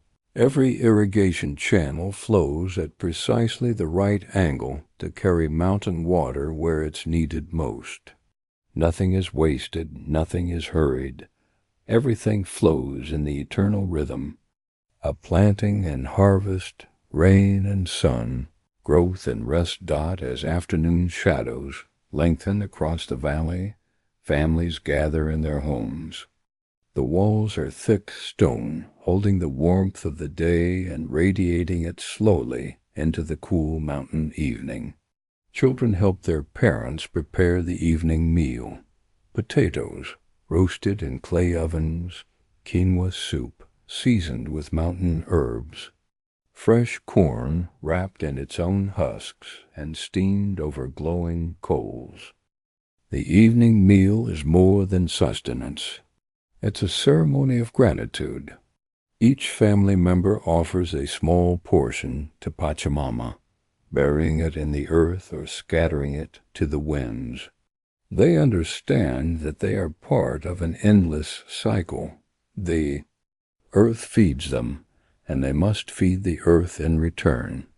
After the meal, as darkness settles over the high valleys like a soft robe studded with stars, the real magic begins. The Incas looked to the sky not just for contemplation, but as a manual for daily life, with astronomy guiding their agricultural decisions and religious practices, aligning planting and harvesting with celestial events. Families gather on flat rooftops or in courtyards, gazing up at the brilliant star fields visible only in the thin air of high altitudes. The Milky Way, which they call Mayu or the Celestial River, flows overhead like a pathway for the souls of the departed. They point out constellations unknown to other cultures, the llama drinking from the river, the partridge, the condor spreading its wings across the southern sky. The children learn to read the sky like a vast calendar. When certain stars appear, at sunset it's time to plant. When others fade at dawn, the rains will come. The Southern Cross marks the seasons, and the dark cloud constellations, areas where dust blocks the starlight, tell stories of animals and ancestors walking the star paths above. An elder begins to speak, his voice soft and rhythmic, telling the old stories that connect the people to their land, their ancestors, their place in the cosmic order. His words flow like water over stones, worn smooth by countless tellings, each story a thread in the great tapestry of Inca understanding. In these moments, time seems to stop. The division between earth and sky, between the living and the ancestors, between the present moment and the eternal flow of seasons, becomes as thin as mountain air.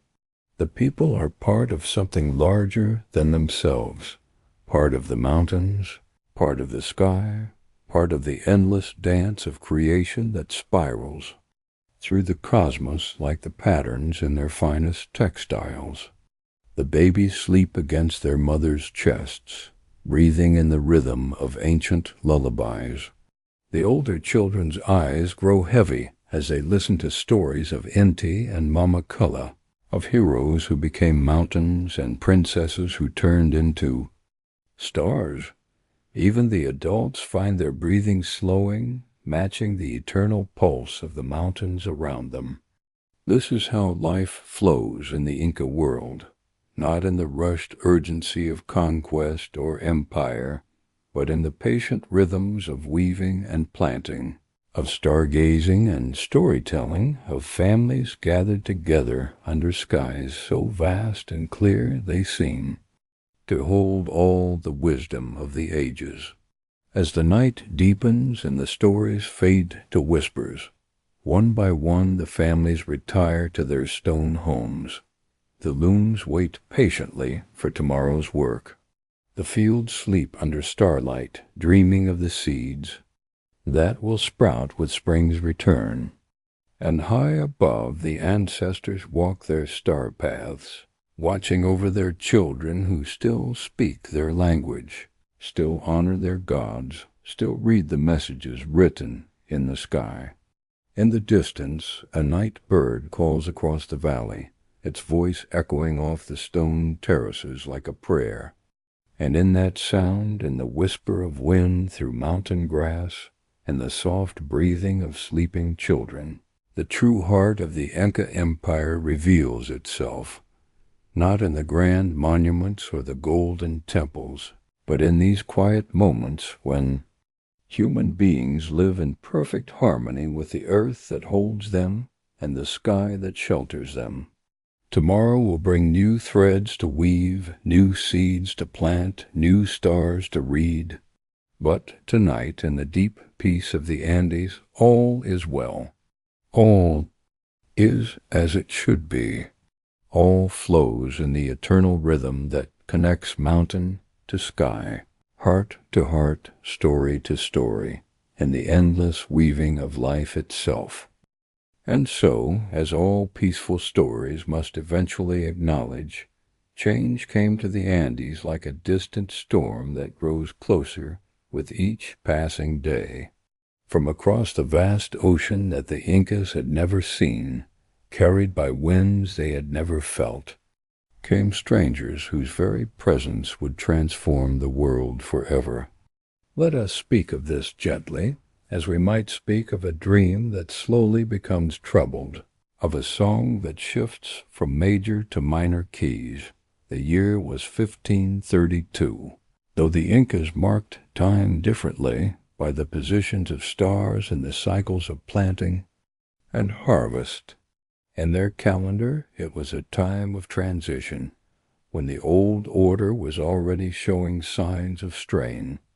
The great Inca Huayna Capac had died several years earlier, possibly from a strange illness that had swept through the empire like wildfire, an illness the people had never seen before.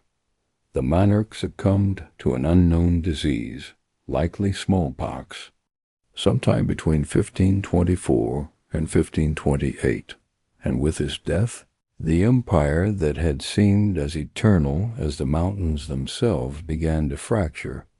His sons Huascar and Atahualpa fought for the throne, brother against brother, while the people watched their world divide like a great textile being torn along its carefully woven threads. Into this uncertain time came Francisco Pizarro, a man, as hard as the Spanish steel he carried, leading a small band of adventurers who sought gold and glory in equal measure. On November 14th, 1532, a small force of 168 Spanish soldiers and auxiliaries, led by the conquistador Francisco Pizarro, arrived in the valley of Cajamarca in the Andean highlands.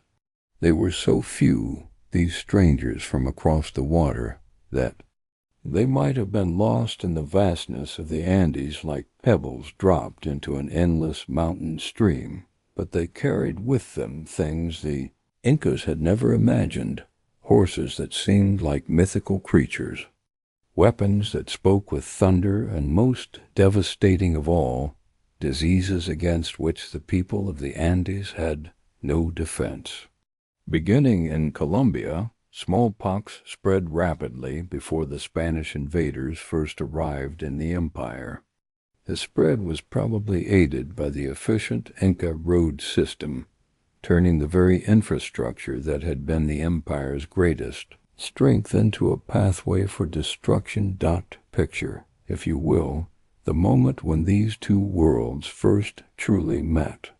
While Atahualpa was enjoying the hot springs near the small Inca town of Cajamarca, preparatory to entering Cusco in triumph, Pizarro entered the city with a force of about 180 men. On November 15th, 1532, the town itself seemed to hold its breath, largely emptied of its 2,000 inhabitants. Upon the approach of the Spanish force, Atahualpa, the Inca emperor, was a man who commanded the loyalty of thousands, who was believed to be descended from the sun itself.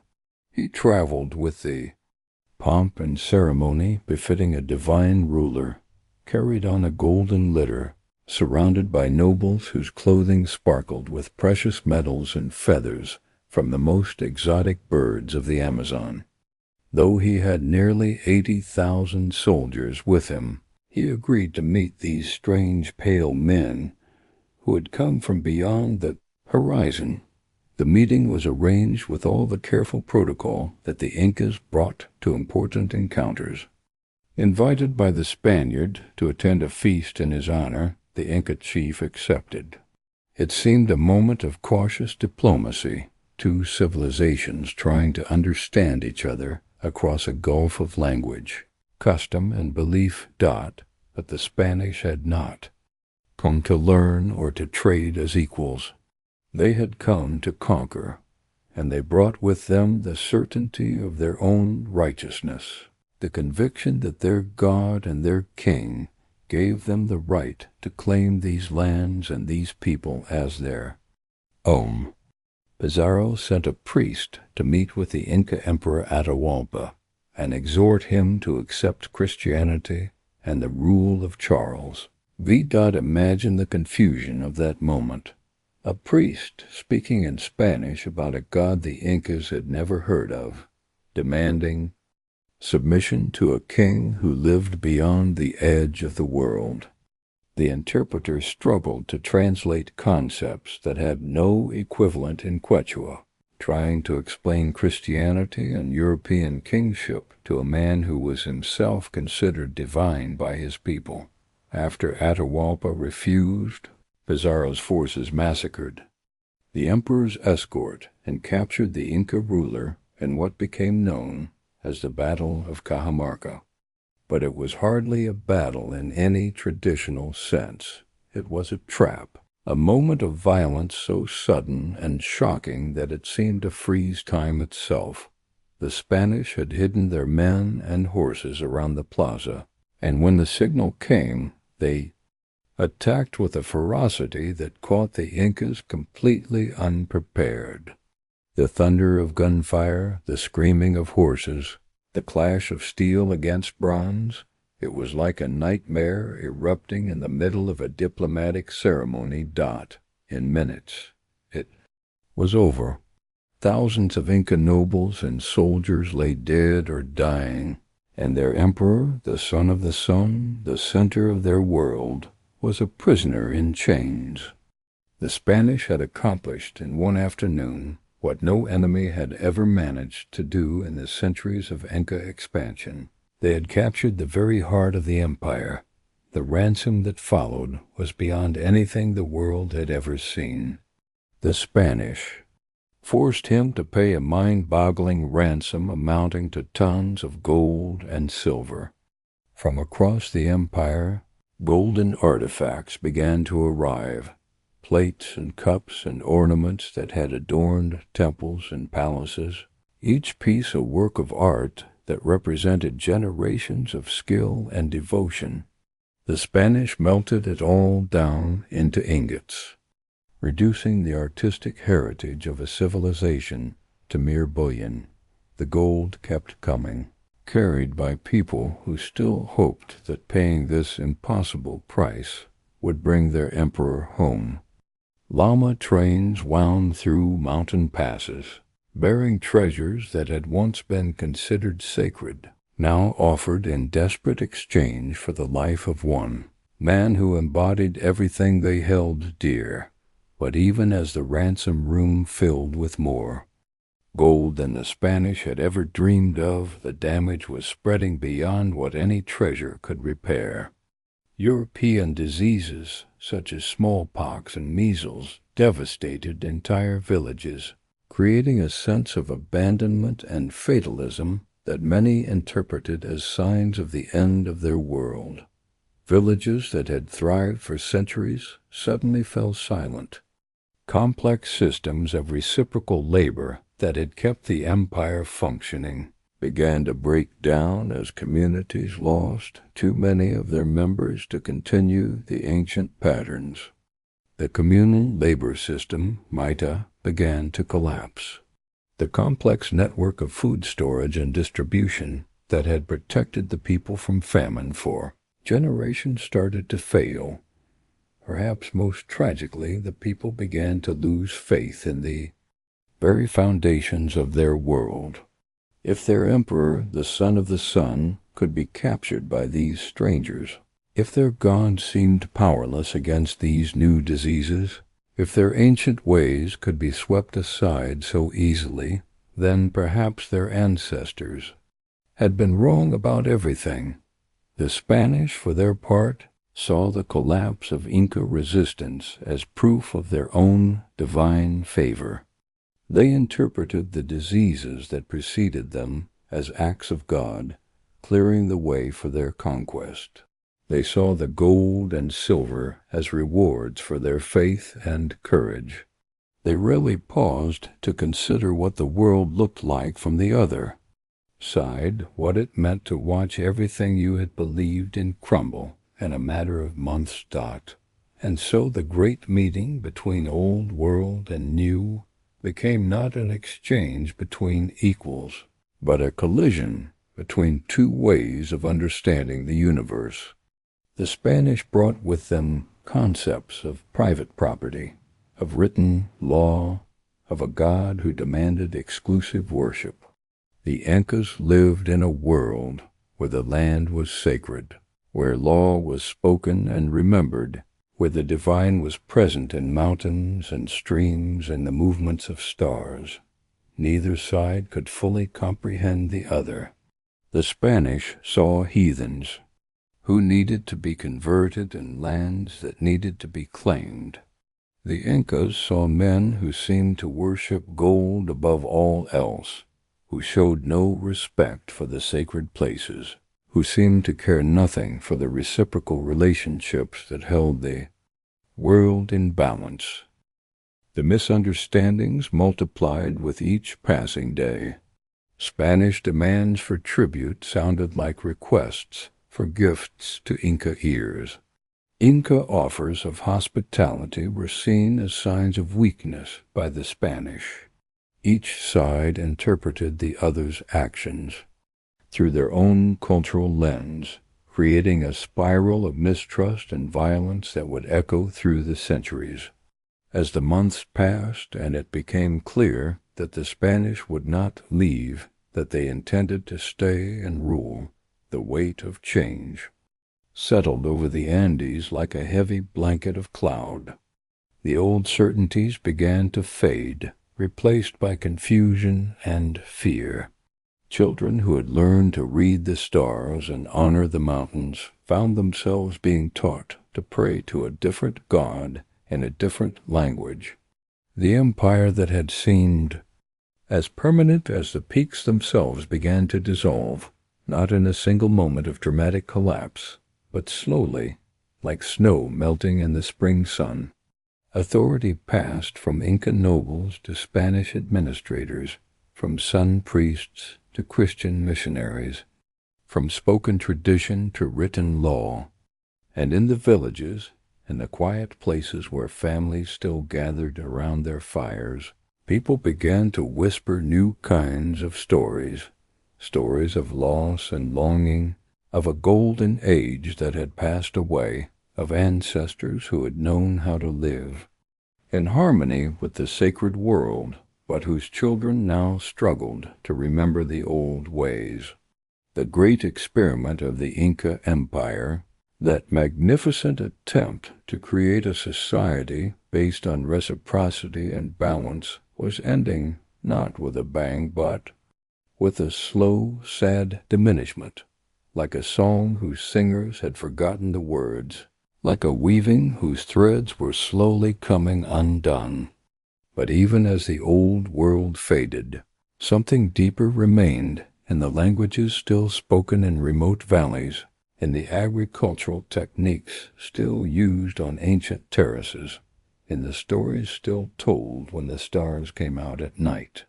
The conquest could change laws and rulers and religions, but it could not entirely erase the memory of what had been, the dream of what might be again. And so we come to the saddest part of our mountain story, though we will tell it gently, as one might speak of autumn leaves falling or snow melting in the spring sun. For the great Inca Empire did not end with the crash of thunder or the roar of avalanches, but slowly, quietly, like morning mist dispersing in the warming air, leaving behind only memories and shadows on the mountainsides. The empire had already begun to fracture before the Spanish arrived, torn apart by a civil war that lasted from 1527 to 1532, when brothers Huascar and Atahualpa fought each other for the right to rule. It is estimated that as a result of this bitter conflict, about 1 million people died on both sides, brother fighting brother, while the foundations of their world trembled beneath their feet. Picture the empire in those final years, not the confident, expanding power that had once unified the Andes, but a wounded giant, its strength bleeding away through internal conflict. The death of Huayna Capac from the strange new disease had left no clear succession plan, and the lack of established law regarding inheritance ignited the power struggle that would weaken the empire just when it most needed unity. Atahualpa emerged victorious from this fraternal war, but his triumph was hollow, for it had cost him the loyalty of many who had supported his brother, and it had shown the world that the empire's strength was not as eternal as the mountains themselves. He became emperor of a divided realm, ruling over people who had lost faith in the divine order that had held their world together for generations. When the Spanish captured Atahualpa at Cajamarca, they did more than seize a man, they captured the very heart of a cosmic system.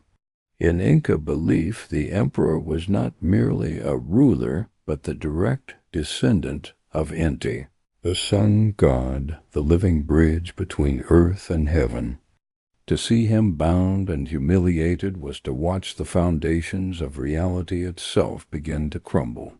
The ransom of gold that followed became a terrible symbol of transformation, not just the transfer of wealth from one people to another, but the melting down of sacred objects, the reduction of art and spirituality to mere metal. Every golden cup that had held chichacorn beer for ritual ceremonies, every ornament that had adorned temple walls, every piece of precious metalwork that had connected the people to their gods, all of it thrown into Spanish furnaces and emerged as anonymous ingots.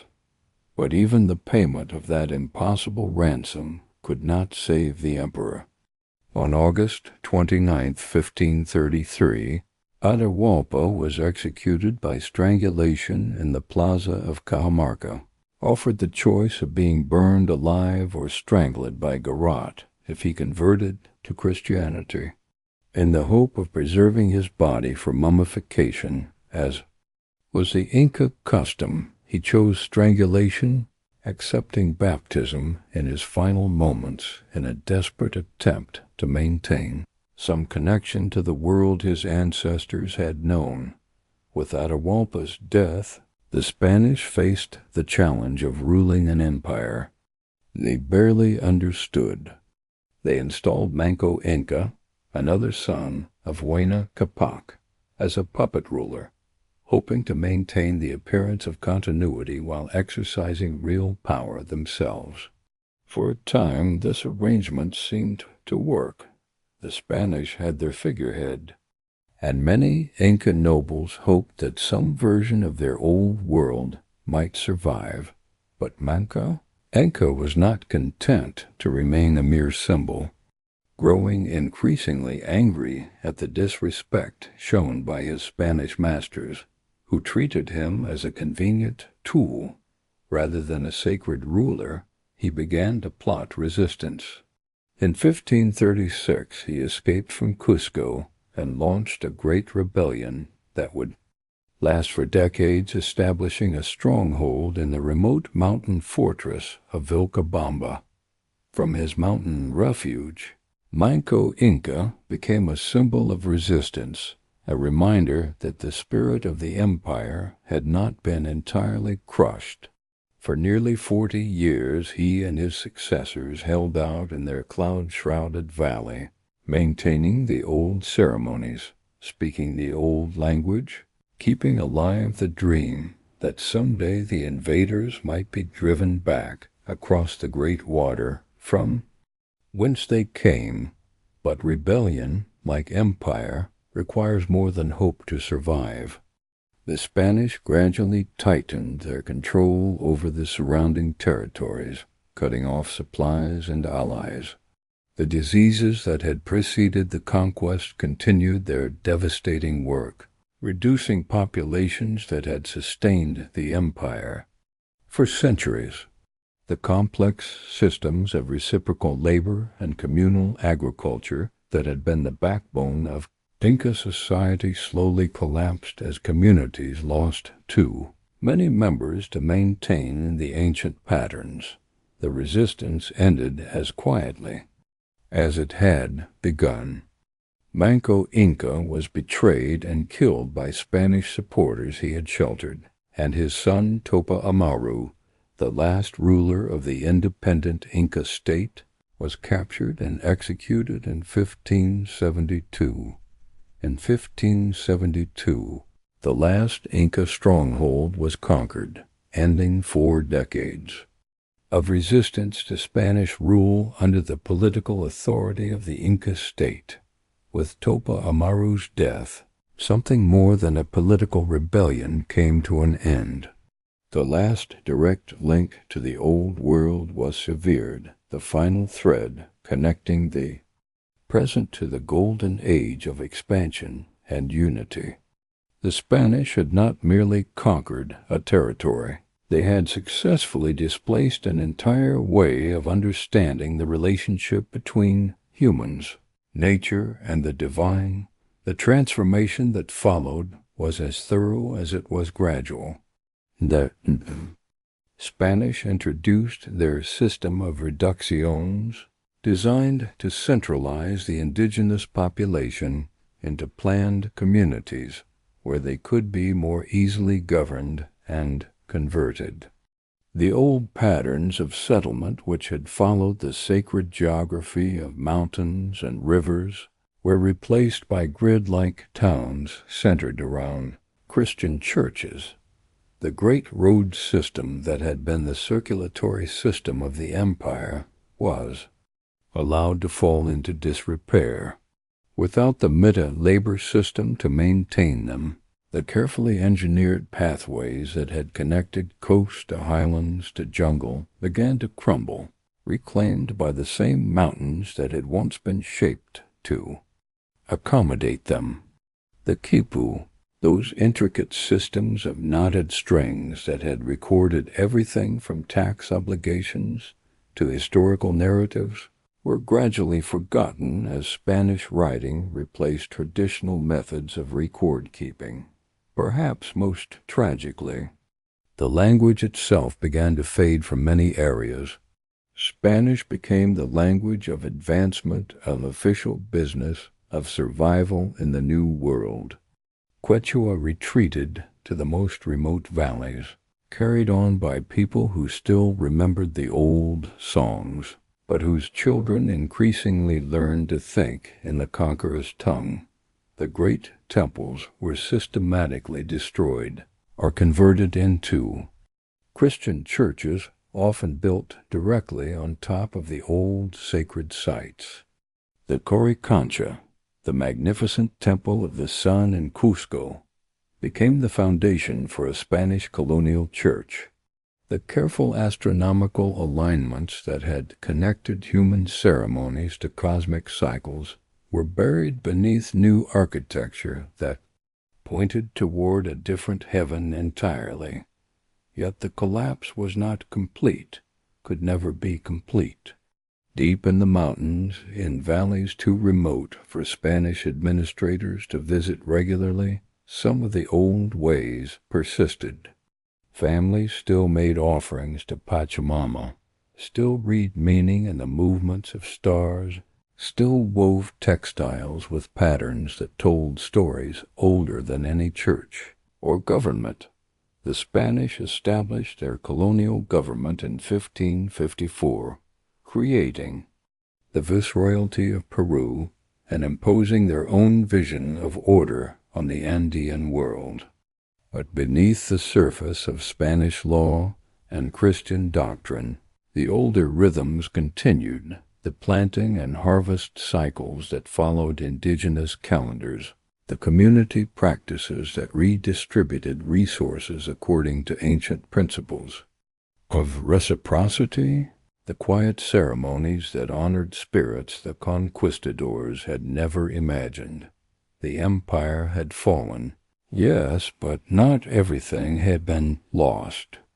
In the faces of children playing in mountain villages, in the hands of women still spinning wool into thread finer than anything European technology could produce, in the voices of families speaking Quechua around their evening fires, something of the old world persisted. The great experiment of Tawantinsuyu, the vision of a society organized around principles of reciprocity and cosmic harmony, had ended as a political reality. But its deeper truths, its fundamental insights about how human beings might live, in balance with each other and with the natural world, could not be conquered by any army or erased by any decree.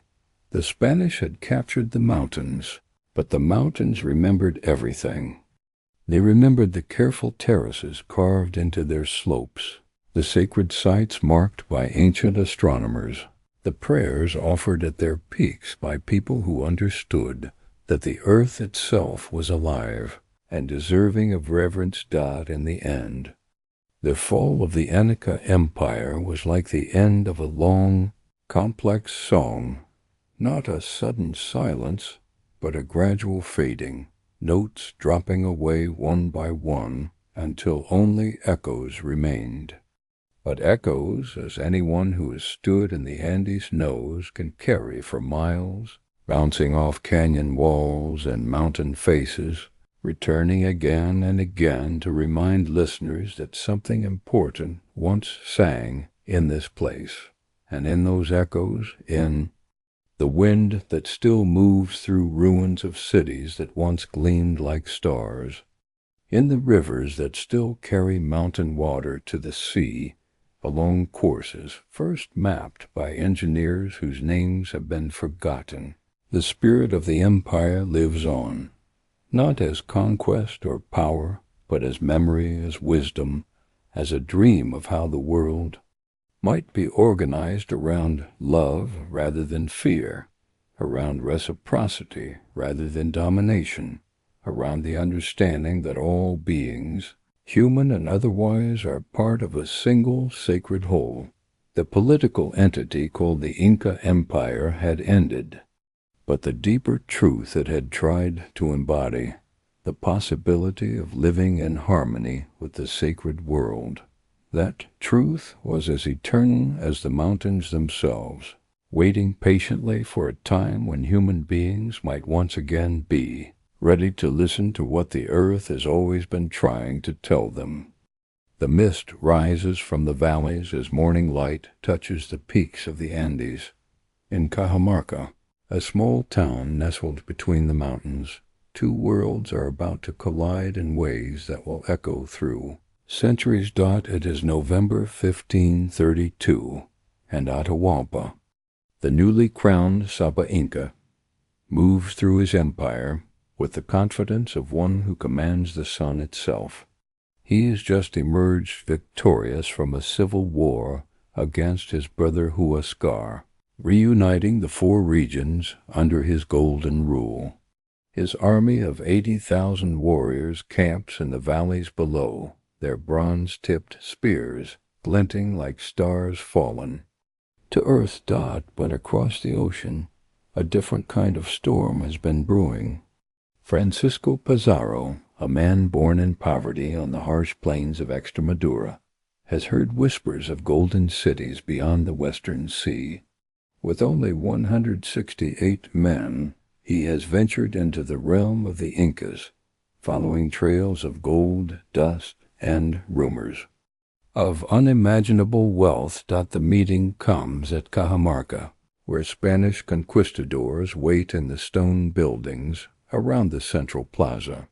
They have sent word to Atahualpa, inviting him to feast in honor of his victory.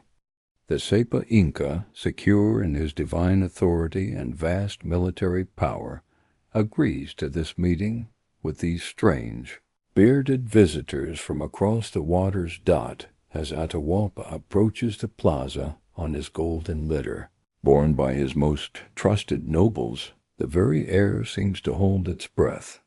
He wears robes woven from vicuna wool, so fine it seems like captured moonlight, and his headdress blazes with feathers of every color the Andes have ever known.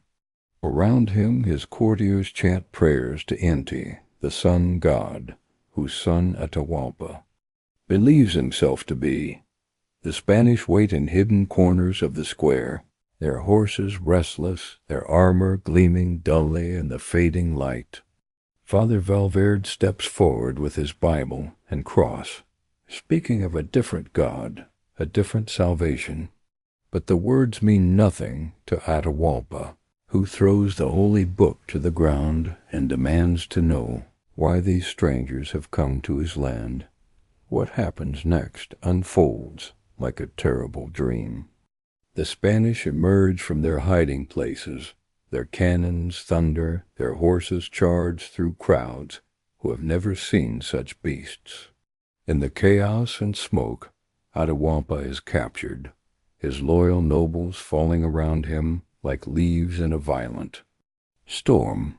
The divine order of Tahontensu, which has stood for centuries, shatters in a single afternoon. Yet even in captivity, Atahualpa remains every inch a king. He offers a ransom that defies imagination, a room filled with gold as high as he can reach, and 2 more rooms filled with silver. From across the empire, his people strip their temples and palaces, melting down centuries of sacred artistry into bars of precious metal. The very walls of Coricancha, the temple of the sun, give up their golden plates to save their captured ruler, but gold cannot purchase honor from men who have none to give. Despite receiving the promised ransom, Pizarro orders Atahualpa's execution.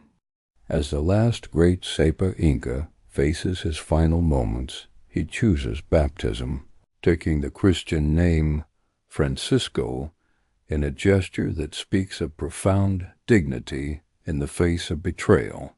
With Atahualpa's death, the Spanish set about dismantling the greatest empire the Americas had ever known. They march on Cusco, the navel of the world, and strip its golden treasures. They impose their own puppet rulers, dividing the 4 regions among themselves like a prize won at cards. But this story does not end with conquest. From the ashes of the old empire, something new begins to grow. Spanish colonists marry Enchi princesses, and their children, the mestizos, carry the blood of both worlds in their veins. Indigenous people, their ancient ways now forbidden, find subtle ways to preserve their traditions. They hide images of Inca gods behind Christian saints, continue their agricultural ceremonies under the guise of Catholic festivals, and pass down their history in whispered stories. The great highways of the Incas become Spanish roads, carrying silver from the mines of Potosi to the ports of Lima. The ancient system of forced labor, the mita, is transformed into a new form of servitude that will scar the Andes for generations. Yet even under this burden, the descendants of the Incas find ways to resist, to remember, to hope. In remote villages high in the mountains, old women continue to spin alpaca wool on spindles their grandmothers made. They weave patterns that tell stories the Spanish cannot read, preserving in cloth what has been forbidden in speech. Children grow up learning both Spanish and Quechua, carrying the songs of their ancestors even as they recite Christian prayers. The great stone cities, abandoned by their builders, slowly surrender to the jungle. Vines creep over walls that once gleamed with gold, and trees grow through courtyards where Inca nobles once walked. But the mountains remember everything, and in their silence they keep the secrets of a vanished world. As night falls over the Andes, the descendants of both conquerors and conquered settle into an uneasy peace. The colonial period stretches ahead, bringing centuries of hardship and gradual change. But deep in the stones of Sacsayhuaman and the whispered prayers of mountain villages, in the DNA of every child born under the Southern Cross, the Inca legacy endures. The stars that guided the Sepa Incas still wheel overhead, and the mountains still guard their ancient secrets. Tomorrow will bring new challenges, new stories, new reasons to remember the golden age that was. But tonight, as the mist settles over the valleys and the condors return to their roosts, the spirit of Tahontan Sioux lives on in the dreams of its people. Now, as our journey through the empire of the Incas draws to its close, let your breathing slow like the evening mist settling into the mountain valleys. Feel the weight of centuries in these ancient stones, the whisper of wind through terraces that still grow corn as they did 500 years ago. The Inca Empire may have fallen, but its heartbeat continues in every sunrise that touches Machu Picchu, in every Quechua lullaby sung to children in villages where time moves differently. Close your eyes and hear the gentle sound of water running through ancient channels, carrying life to fields that stretch like green quilts across the mountainsides. The llamas still graze where Inca nobles once rode in golden litters, and the condors still circle the peaks where ceremonies once welcomed the sun. In your mind, let yourself walk slowly along a mountain path where every stone was placed with purpose, where every turn reveals another vista of impossible beauty. The air grows thin but clean, filled with the scent of wild herbs and the distant music of a wooden flute carried on the wind. You are not alone on this ancient road. Millions have walked here before you, carrying their hopes and dreams, their sorrows and celebrations, all woven into the fabric of these timeless mountains. Their voices join in a chorus that has no beginning and no end, a song that speaks of human resilience, of the eternal dance between earth and sky. The sun sets behind the peaks, painting the snow-covered summits in shades of gold and rose. Stars emerge one by one, the same stars that guided Inca astronomers, the same constellations that still wheel overhead. The Southern Cross rises, marking the celestial river that the Incas called Yacana, where the spirits of the dead travel to their eternal rest. Let yourself drift now like a cloud across these ancient peaks, carried by winds that have blown here since the world began. Below you, the empire sleeps but does not disappear. It lives in the careful terraces, in the precisely fitted stones, in the genetic memory of people who still call these mountains home. The story continues as it always has, as it always will.